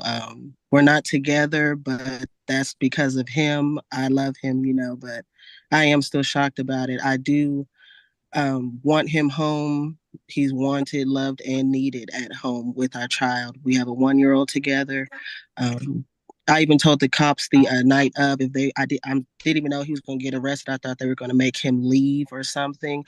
But I told the cops even then that if they were to leave, he would literally just go to sleep, and that would be the end of it. He would wake up and apologize, you know, because it never gets like that. That's why I'm still shocked about it. But he's a good guy, you know, hard worker. That's all I have to say. You are not afraid of him? Not at all. And this has never happened before? No. It gets loud, you know, he's from New York, so it gets loud, but I'm not afraid of him at all. He never touches me, ever. All right. I appreciate you being here this afternoon, Ms. Jones. Thank you. Yes. Mm-hmm. Yes, Mr. Cook. Yes, may I inquire of the witness, Your Honor? Yes, go ahead. Yes, you guys live together at 6995 Roswell Road, Apartment B? Ms. Jones? If you're trying to establish something more than whether he can have no further contact, I was going to already say that he can have contact, Mr. Cook. So if you want to establish something besides I didn't contact, want him to stay away since that's where he lives, and they can have further contact. right? Yes, She's already let me know that she wants him home and that this has not happened before. So Okay, thank you, Your Honor. anything further, Mr. Cook? Nothing further, Your Honor. All right, for the battery, it'll be a $3,000 signature bond through pretrial level 1. For the possession, $1,000 signature bond through pretrial level 1, makes for a total of a $4,000 signature bond through pretrial level 1. 1-day anger awareness, no further violent contact with Ms. Jones, no drugs, alcohol, or weapons while out on bond. Good luck to you, Mr. Harrington. You as well, Ms. Jones. Thank you. Thank you. You're welcome. Next is position number 15. Mr. Hughley? Good afternoon, Mr. Hughley. You've been charged in case 24 CR 007688Y with battery family violence. Is there a history, Ms. Washington? Yes, Your Honor, this is the defendant's fourth arrest. The last arrest was in July of last year for simple battery family violence, and that case appeared to be open in Fulton County. There are no felony convictions or misdemeanor convictions listed. There is an open case from 2022 for obstruction of a law enforcement officer and possession of a pistol by a person under 18. There appears to be a hold out of Jonesboro for a cruelty case. The warrant date is August 21st of this year. The defendant does meet the criteria for level 2. Nothing further. Ms. Washington, the obstruction charge of 2022, is that in Fulton?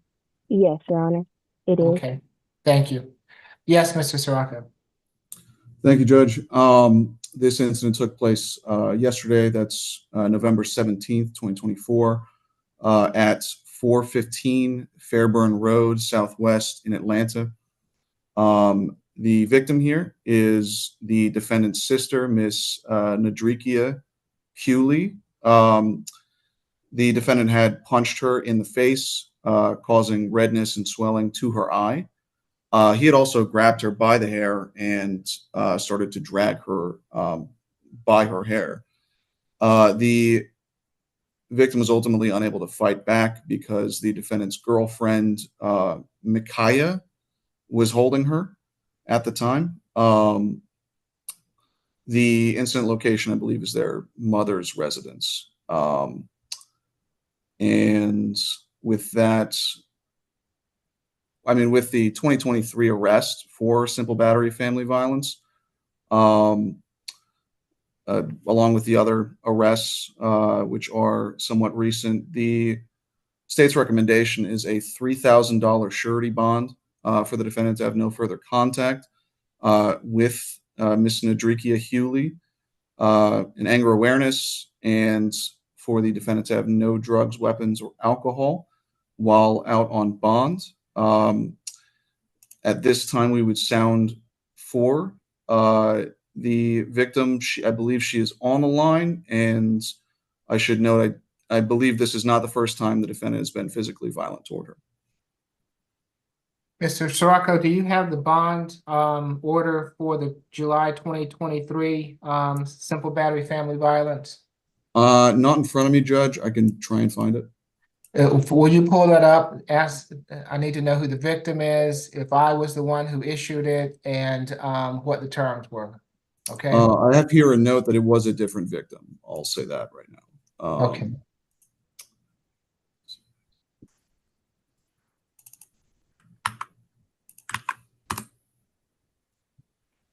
And Judge Morrow, can I chime in for a second? I noticed that he has several cases that Mrs. McLeod is representing him on the open cases with Judge Edie. So I know, Ms. McLeod, I don't know if you're aware this is one of your clients.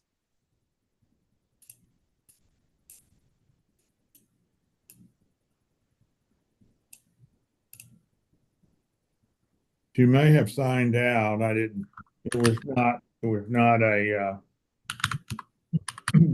I know she was dismissed, but I see her name still here on the screen. okay. Well, And Your Honor, I believe he also had felony first appearance this morning. I'm not sure what the bond was for that, but it was for a robbery case. Okay, thank you. This was a felony first appearance? No, yes, he also had felony first appearance today, I Okay. believe. Okay. It's a $10,000 good bond he got. Okay, thank you. While you look for that, Mr. Sirocco, for me, if Ms. Hughley is on the line and wishes to address the court, now is your opportunity.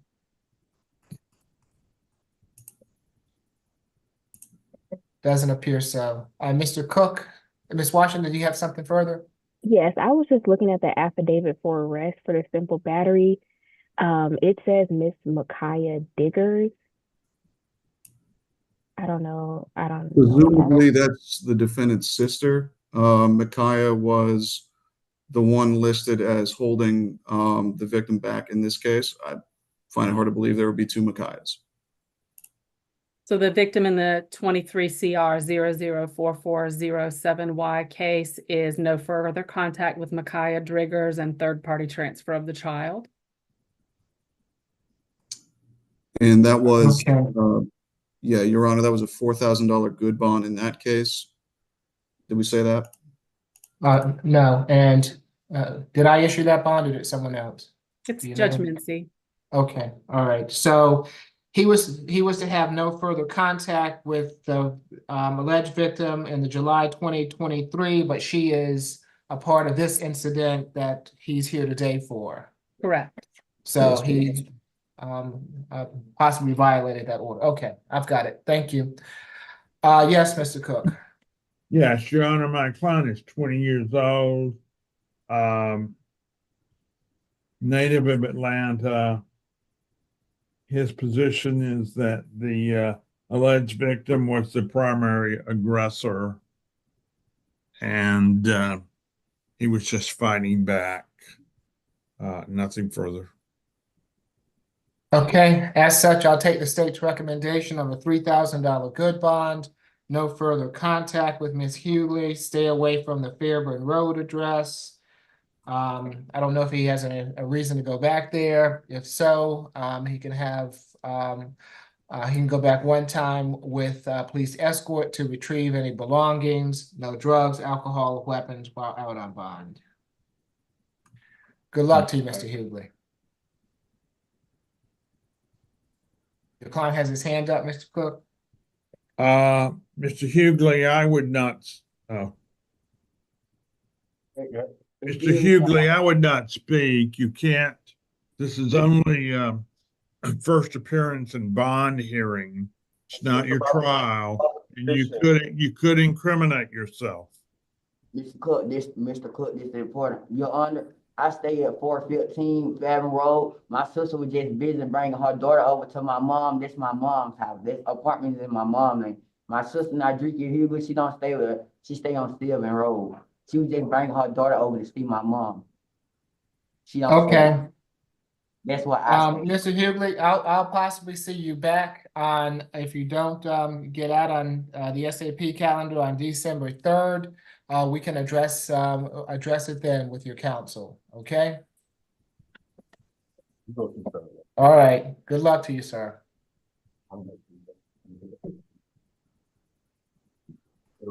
Next, Your Honor, is going to be position number 20, Mr. McLean.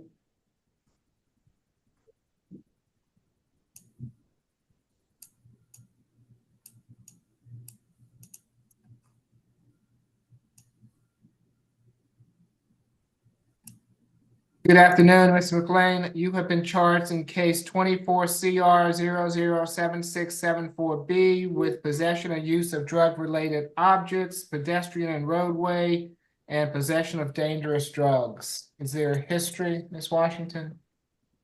Yes, Your Honor. This is the defendant's 15th arrest with multi-state interaction in Georgia, Arizona, and Louisiana.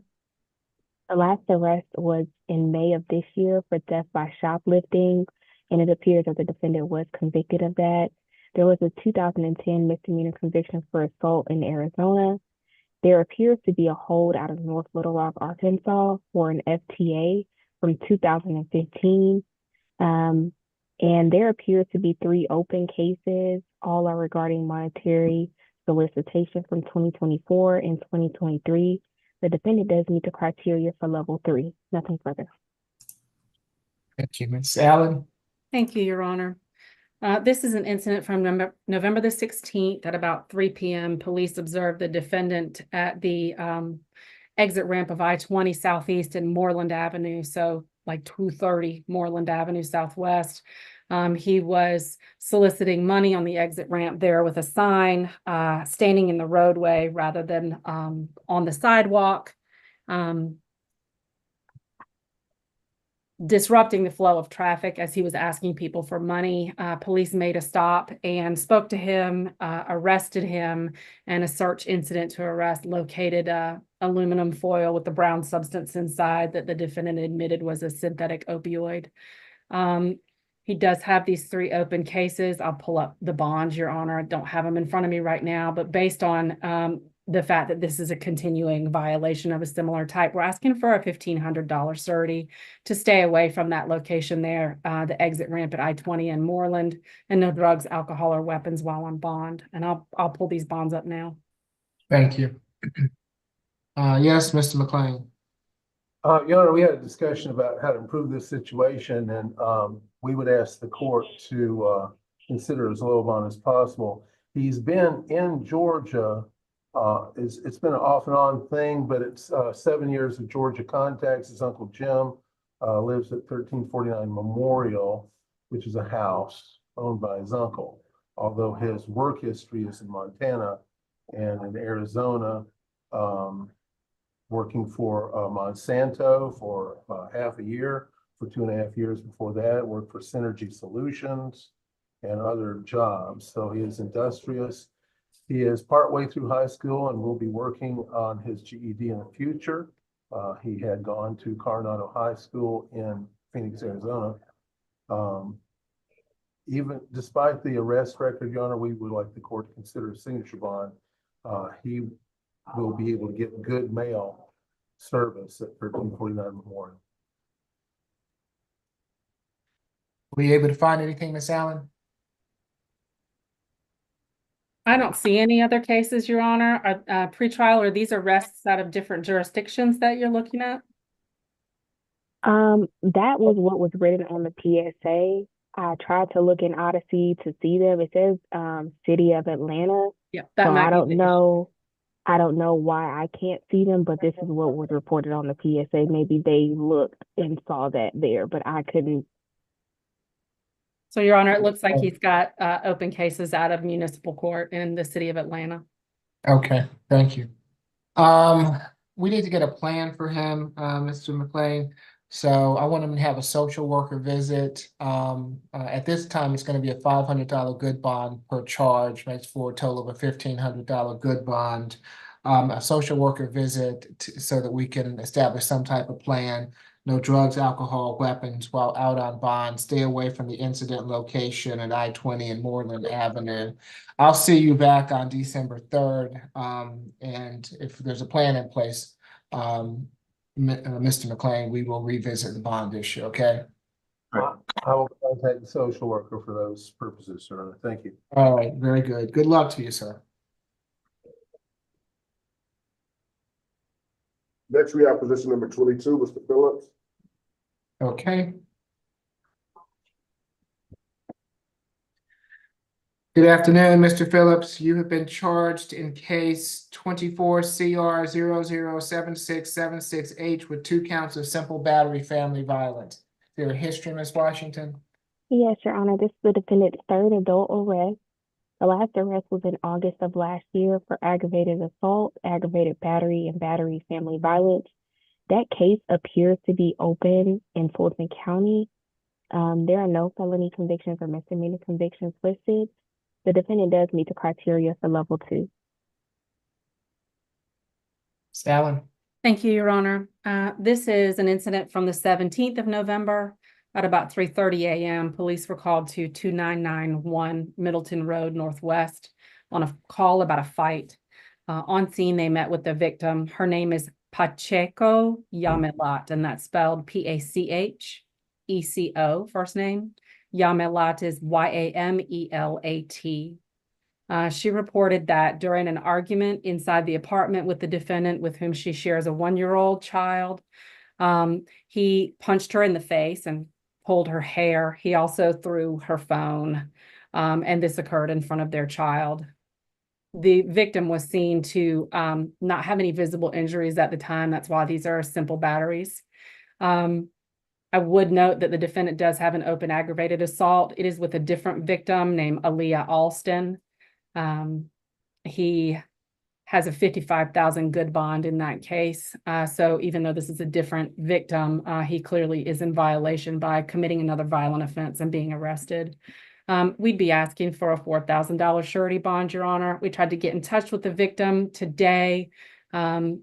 Yamilat, but have not been successful. So in that situation, we'd ask for no contact and to stay away from the location and no drugs, alcohol, or weapons while on bond.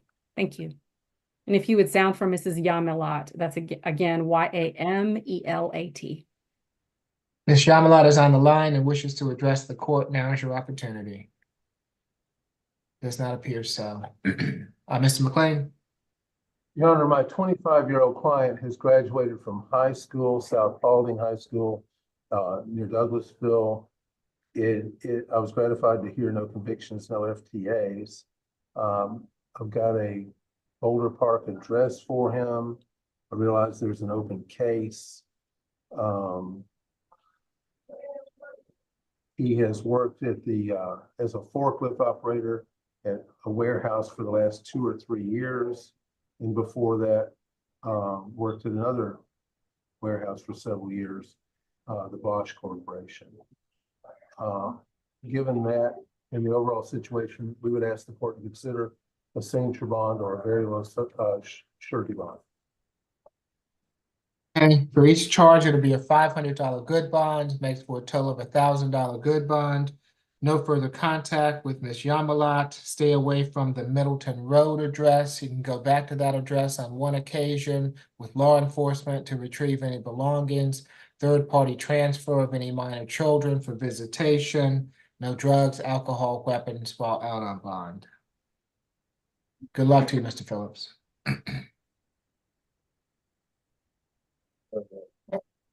Next is going to be position number 23, Mr. Kevin Rose. Good afternoon, Mr. Rose.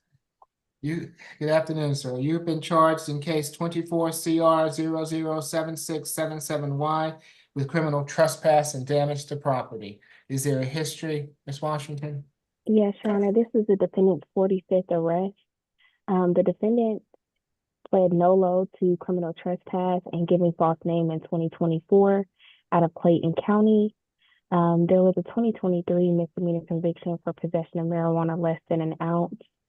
2 felony convictions, one from 2020 for entering auto, one from 2019 for possession of cocaine.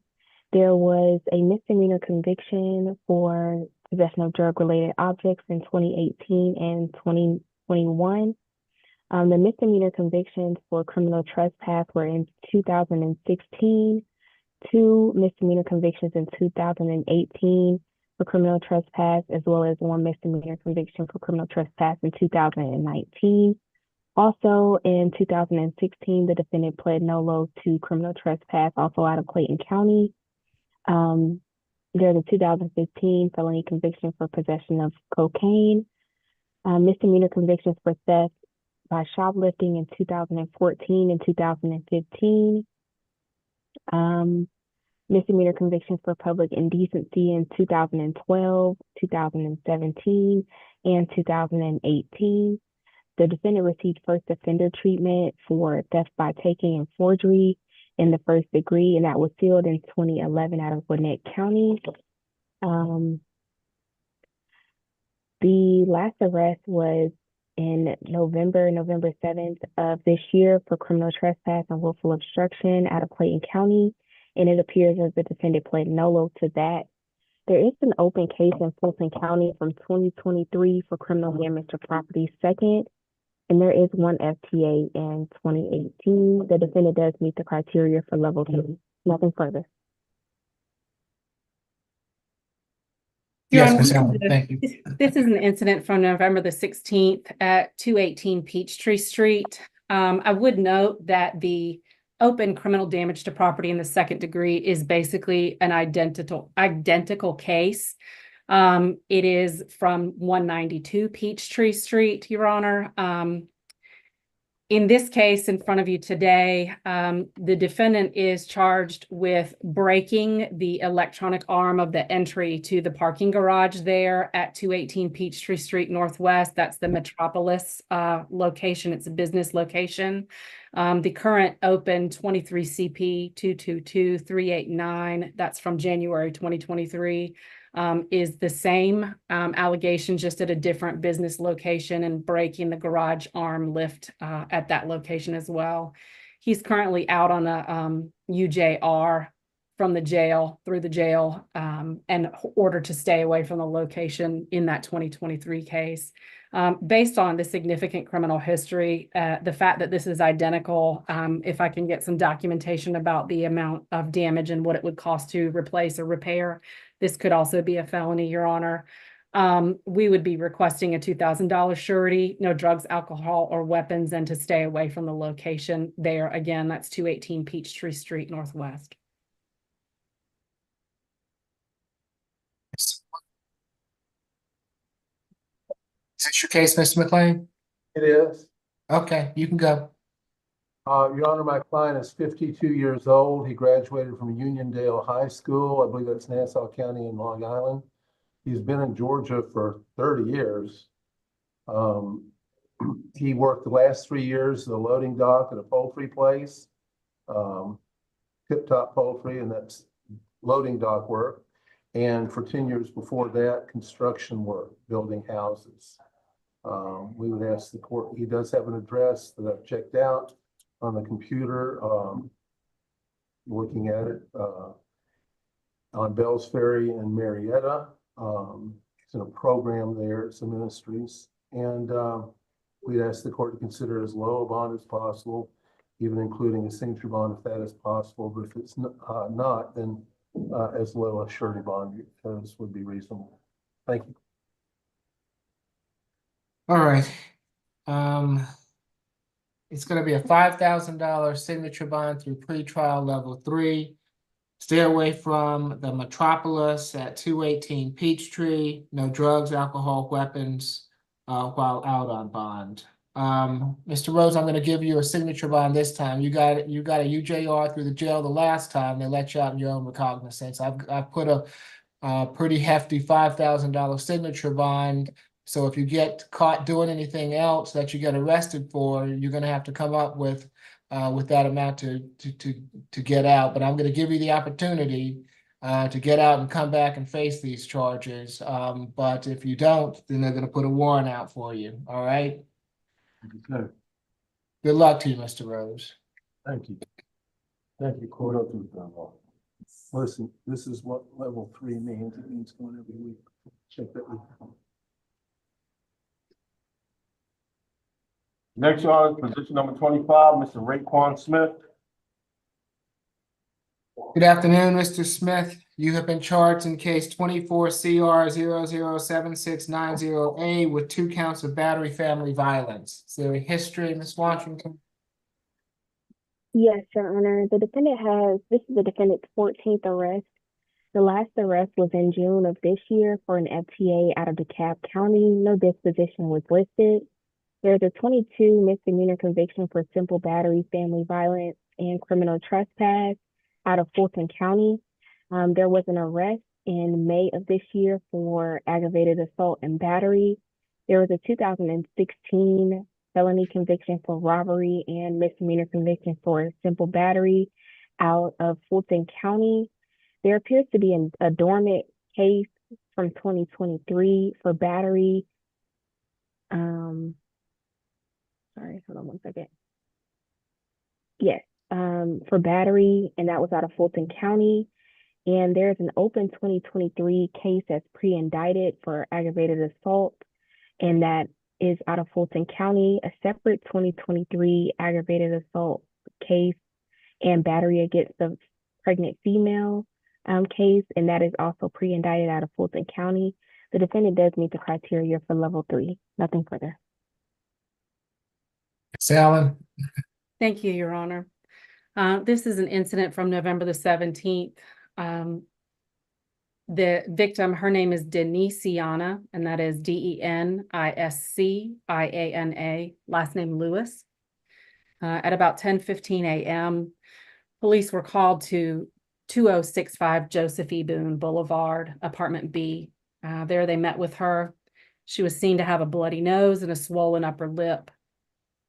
She reported that in a dispute with the father of the child that she shares with him while he was upstairs gathering his things to leave, she was standing in the doorway of the bedroom and he pushed her out of the way. So she started to take some of his items downstairs while he remained in the bedroom. She said he poured some liquid on her phone at that point and called an Uber to leave and then came outside. While both of the victim and the defendant were outside, he punched her in the face there outside the location, causing her nose to bleed. The Uber then arrived and she tried to prevent the Uber from leaving because she'd just called the police and she wanted to make sure he stayed on scene. He then punched her again there in order to get away and then left. He does have an active failure to appear, Your Honor, and there is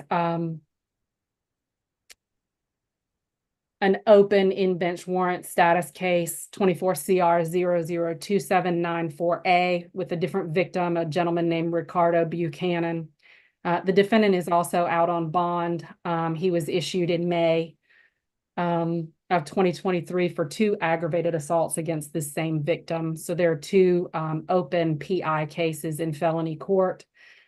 He has a $20,000 cash bond on one and a $25,000 cash bond on the other, and he's been ordered to have no further violence with this victim, Denisiana Lewis, and to live at a different location. He's supposed to be living at 519 Lawton Street. And so the state would argue that a new case of violence against the same victim, where the facts are that he's gathering his things to leave after they argue at 2065 Joseph E. Boone Boulevard, is a blatant violation of the 2 bonds he's out on right now. We tried to contact Ms. Lewis this morning, but haven't been successful yet. Based on the information that you have in front of you, we're asking for a $6,000 cash bond. Right now, we've got 2 battery family violence charges, one for the bloody nose and one for the swollen upper lip. They do share a child. His name is Raekwon Lewis, but as of yet, I've not been able to verify whether that child was present or not during this most recent incident.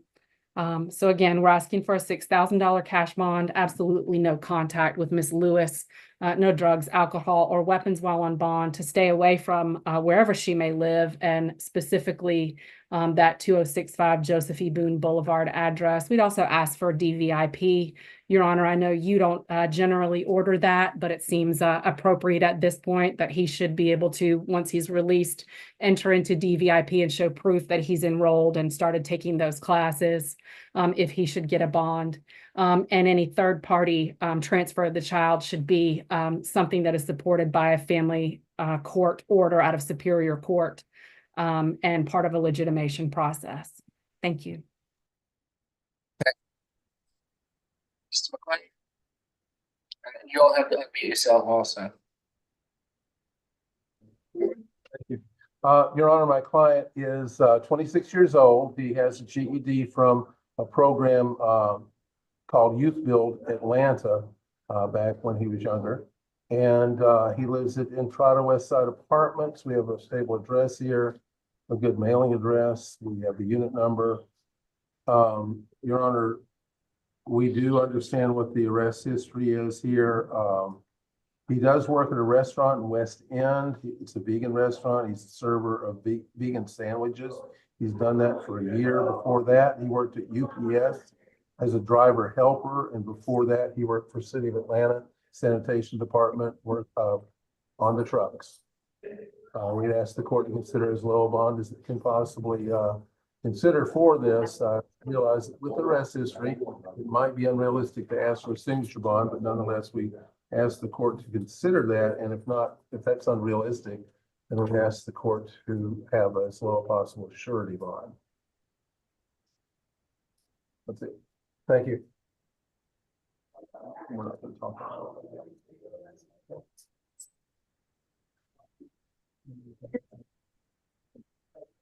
Yeah, this is not the trial. This is not the trial. No trial. No.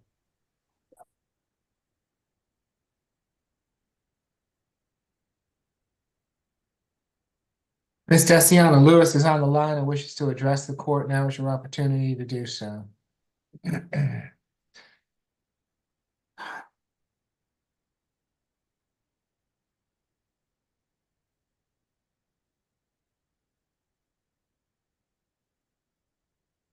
All right, for each of the battery charges, it'll be a $500 good bond, makes for a total of a $10,000 good bond.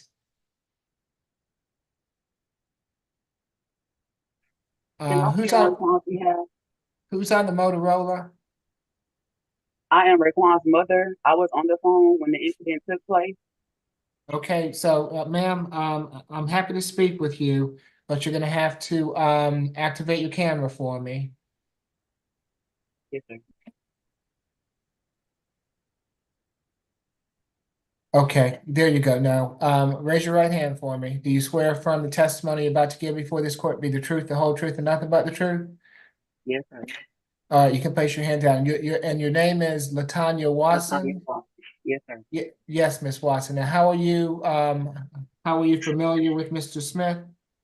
I am his mother. You are his mother. He called me. Yes, sir. Okay, He and called what me would you? he called me actually the day before, and he was telling me that he was telling her that he was going to leave. I have messages from him and her where she was saying everything would be fine. She didn't fight. They were just going to So separate. before you go any further, you're telling me that they were together when he talked to you. Correct. And yesterday morning, Okay, I and was on the phone. we're talking about Miss Desiana Lewis. Yes. Now, you understand that he has cases where he's been ordered not to be around Miss Desiana Lewis? You understand that? Yeah. Your Honor, he was Okay. ordered to have no violent contact, Oh, no further violent contact. but he's ordered to specifically stay at the address. Hold on. Oh. 519 Lawton Street. 519 Lawton? Yes. Okay. And that's clearly not 2065 Joseph E. Boone. No, it's Okay. not. All right, go ahead, Miss Watson. Well, yesterday morning, Raekwon called me. He was trying to leave. He had my granddaughter, Nisiana, excuse me, was telling him, yeah, bitch, you're gonna go to jail because you're gonna hit me. I'm gonna make you hit me. I'm on the phone. I'm telling him, Raekwon, get my grandbaby and leave. He called the Uber already. She broke my television while I was on the phone. She broke his game, and she was hitting him, pulling his hair. She pushed my grandbaby and told her to go over there with her dad. I'm not your mom. Now, is the child legitimated? Kaylani isn't her child. It's just my son's child by another woman. Okay, so does Miss Lewis and your son, do they have any children together? They have a son together. But I'm not sure if the baby was there because I didn't see him. I just seen her kept walking back and forth, hitting him, and she was on the phone at the same time. Her daughter was there the night before, but she took her away. And I told my son, if I known that she took her away the night before, I would have told him to leave that night because she doesn't want to fight in front of her child. But she fought in front of my granddaughter and pushed her. Like Okay. she provoked him to do this. Okay. She knew what she was doing. Now, the Lawton Street address, is that where your son stays? No, that was my mother's old address. She's at the Entrada now on Bankhead. That's the address off the lawyer, the public defender was just telling me. The Entrada Okay. apartment. Tell me again, where, so your mother's address was the Lawton Street address? It was, but she moved from there and now Okay. she's at the Entrada apartment. And is Raekwon still living with your mother, his grandmother? Yes. Okay, Yes, tell that's what he me. was going back to. Okay, tell me that address. 2176 Donald B. Hollowell.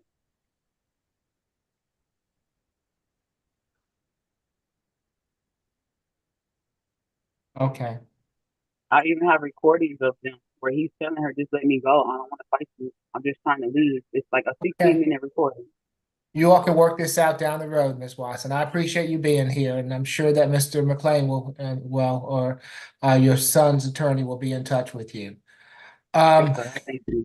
Yes, thank you, Ms. Watson. Your Oh, Honor, hold if I'm on, give me a second, Mr. McLean. Miss Washington, you still with me? Yes, Your Honor. What was the state, what was the pretrial recommendation? Level 3. Okay.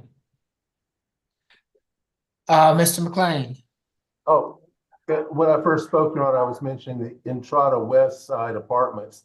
That is 2176 DLH Parkway, apartment 314.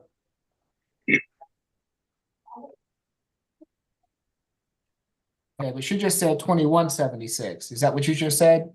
Yes, Your Honor, 2176. 2176? There's a particular unit number 314. What's the unit, if I can put it in the system correctly? 314.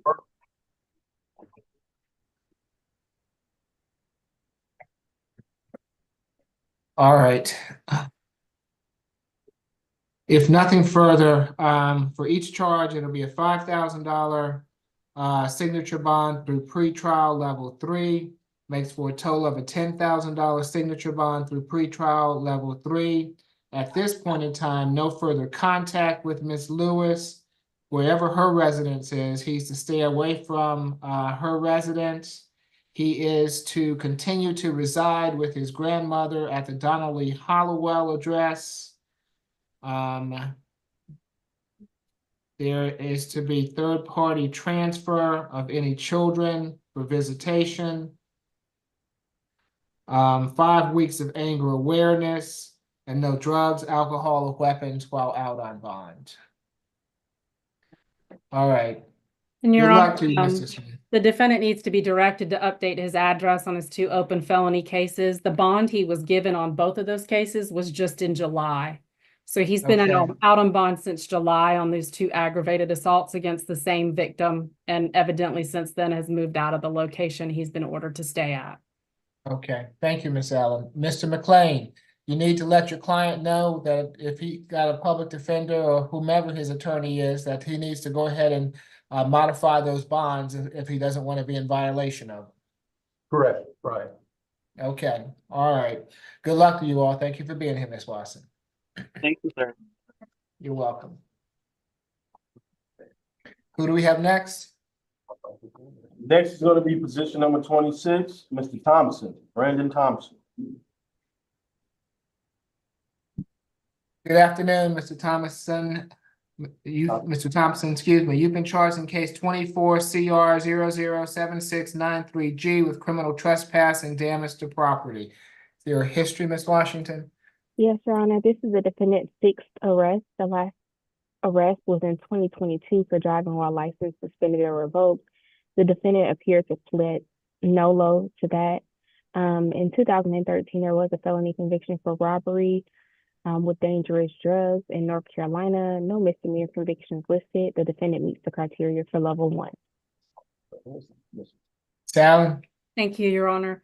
This is an incident from the 15th of November at 2658 Riggs Drive in East Point. That's the address of the defendant and his boyfriend, Cherry May Sargent, and that's Cherrie, first name.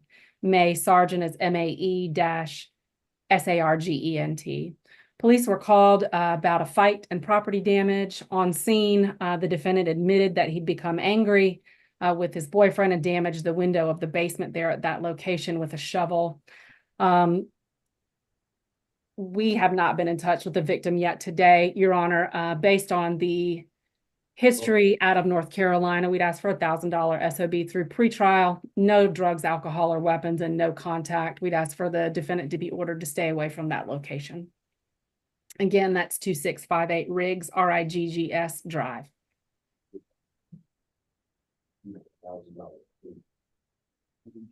I'm sorry, Miss Allen. Have you spoken with Cherry May Sargent? We have not, Your Honor. We have not been able to yet today. We've left messages. If you would sound for Mr. May Sargent.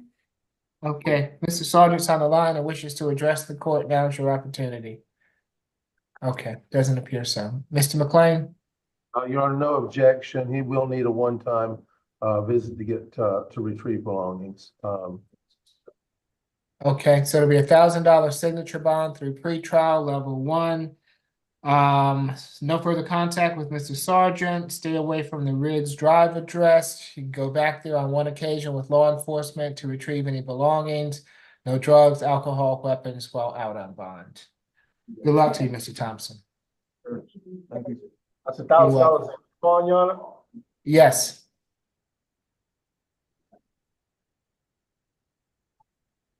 All right, so now I have a couple of announcements.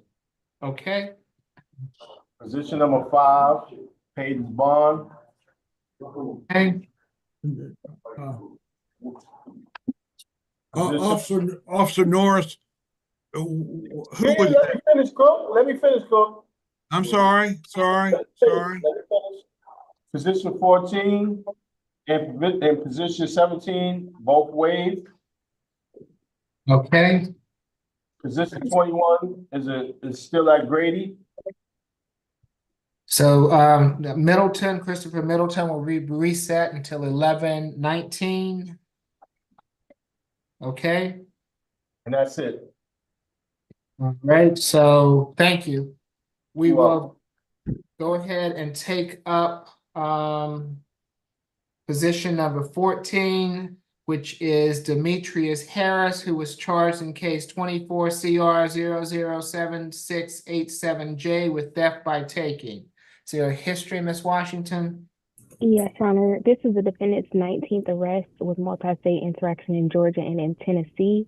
The last arrest was in January of this year for a probation violation. There was first offender treatment in 2016 for a burglary, and that was sealed in 2024. There was a 2016 misdemeanor conviction for giving a false name. In 2016, it appeared that the defendant received first offender treatment for willful obstruction. No seal date was listed. In 2016, there was first offender treatment again. I'm not sure if it was under a different program for burglary in the second degree and criminal damage to property in the second degree out of Fulton County. A 2022 open case for theft by taking out of Fulton County, and a 2022 misdemeanor conviction for theft by taking in Douglas County. There are 2 FTAs, one from 2014 and 2022.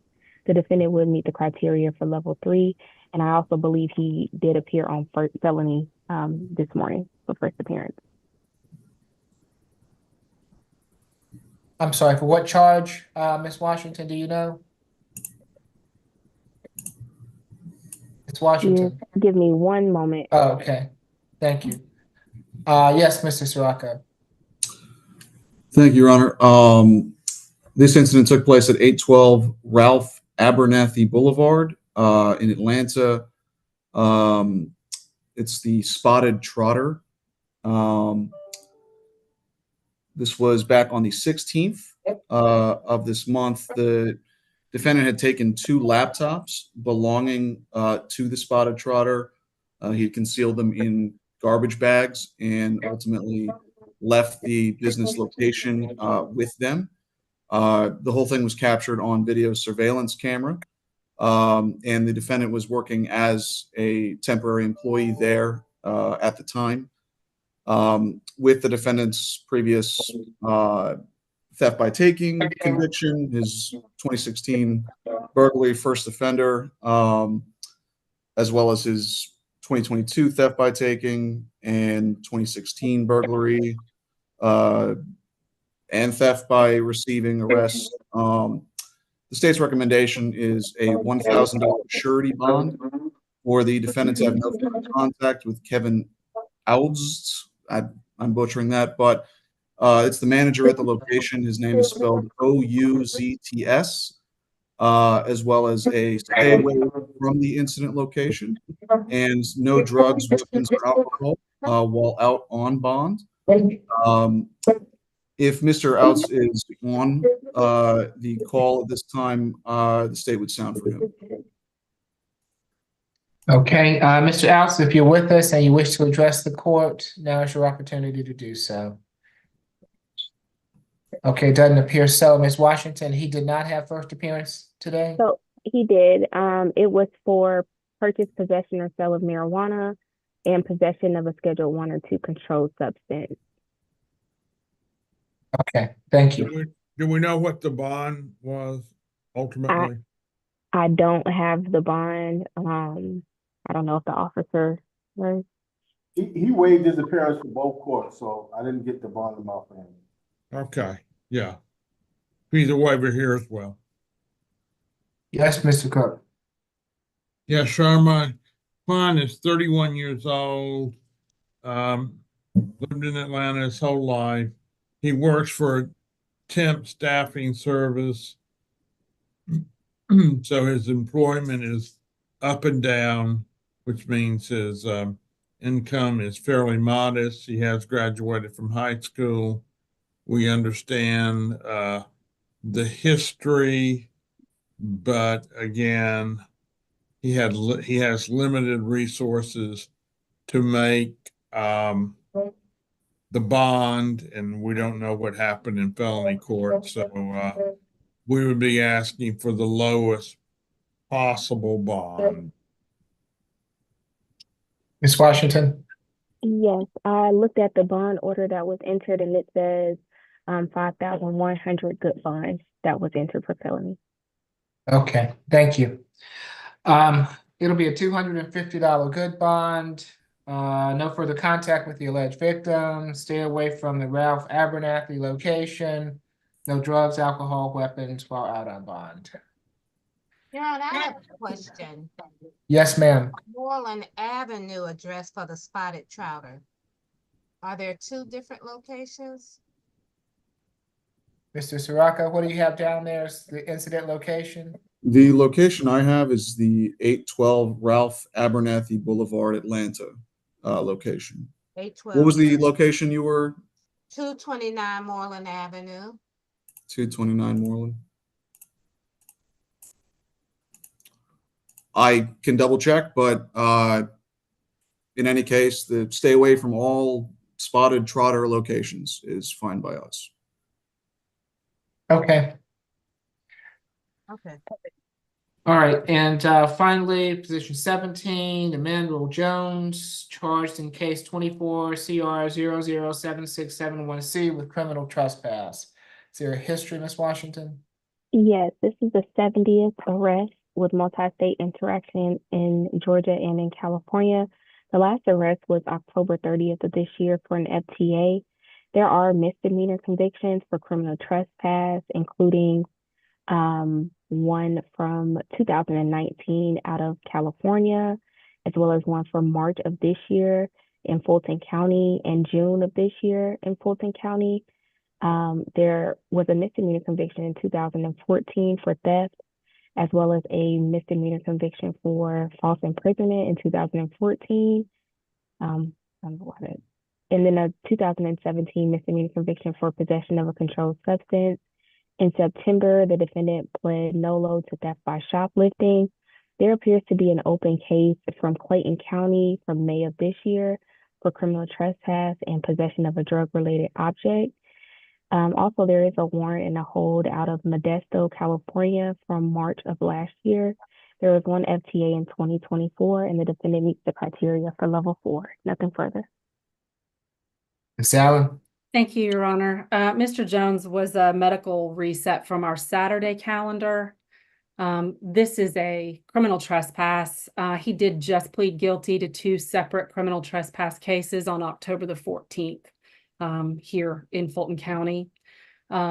Police were dispatched to the target at 2539 Piedmont Road on the 14th of November for a criminal trespass complaint. The caller indicated that the defendant was refusing to leave after being asked multiple times. A witness who was the security guard there indicated that he'd issued the defendant trespass warnings previously, and the defendant just keeps returning to the location despite that. We'd asked for a $500 good bond, Your Honor, and a social worker visit, as well as a BHET. And no drugs, alcohol, or weapons, and obviously stay away from the location. Okay. Mr. McClinton, is this your case? Mr. Cook, are you with us? Does anybody represent Mr. Jones? Sorry, Yeah, this is Mr. McLean's, I think, Mike. Is that correct, Mike? Oh, I'm sorry, Your Honor, you were talking about Mr. Jones. What number is that? Position 17. Oh, that's a waiver. Emmanuel Jones told me, Your Honor, he didn't necessarily need to be here for the hearing. I have a good address for him. And he told me that, in the last couple of months, he's been working in shipping and handling at a corporation. And he has an average education. And he wanted to let it go at that, Your Honor. All right, well, I'm gonna need him to have a social worker visit Mr. McLean and report back. It's gonna be a $500 good bond. Stay away from the Target on Piedmont Road, social worker visit for BHET because something's going on with him and we need to get to the bottom of it. No drugs, alcohol, weapons while out on bond. And I should see him back at the SAP calendar on December 3rd. And if you'll have the public defender's report to me at that time, I'd appreciate it. Very good, thank you. All right. I believe that concludes the 2 o'clock calendar. So Ms. Bridgewater, whenever you're ready. Okay, once again, the reset date for the SAP calendar is going to be December the 3rd. Position number 1 is reset further notice with a $2,000 SOB through the jail. Position 2 is reset further notice with a total $3,000 SOB through pretrial. Position 3, reset further notice with a total $3,000 SOB through pretrial. 4, reset further notice with a $3,000 SOB through pretrial. 5 is reset further notice as the defendant has been released. Position 6, 7, and 8 are all going to the SAP calendar with a $500 good bond each. Position 9 is going to the SAP calendar with a total $600 good bond. 10 is reset further notice with a $3,000 SOB through pretrial. 11, reset further notice with a $2,000 SOB through pretrial. 12 is going to the SAP calendar with a $2,000 good bond. 13 is reset further notice with a total $4,000 SOB through pretrial. 14, SAP calendar, I have with a $250 good bond. 15 is going to the SAP calendar with a $3,000 good bond. 16 is reset further notice with a total $4,000 SOB through pretrial. 17 is going to the SAP calendar with a $500 good bond. 18 is reset further notice with a total $3,000 SOB through pretrial. 19 is reset further notice with a $2,000 SOB through pretrial. 20 is going to the SAP calendar with a total $1,500 good bond. Position 21 is being reset till tomorrow's C calendar, okay? 22 is going to the SAP calendar with a total $1,000 good bond. 23, reset further notice with a $5,000 SOB through pretrial.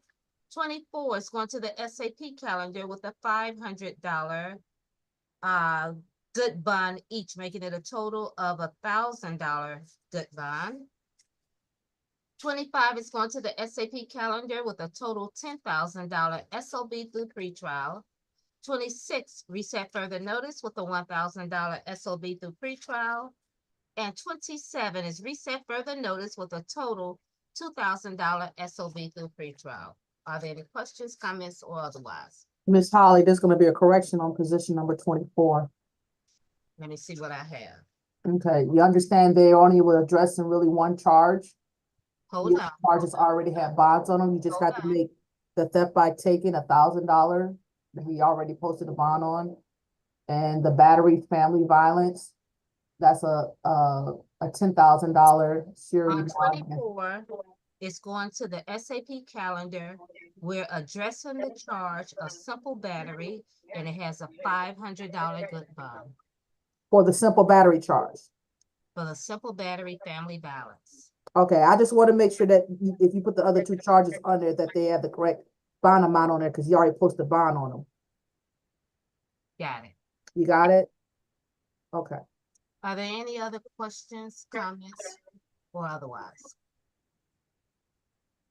Thank you all. Big Thank you calendar. so much. Thank you, Mr. Quickly, that's all. Scirocco, for jumping in today. I appreciate you problem. guys. These big Absolutely. calendars are difficult, but you handled them with grace. I'm gonna try to be more like y'all. Thank you, Miss Allen. Thank you. Good luck. Thanks. All right.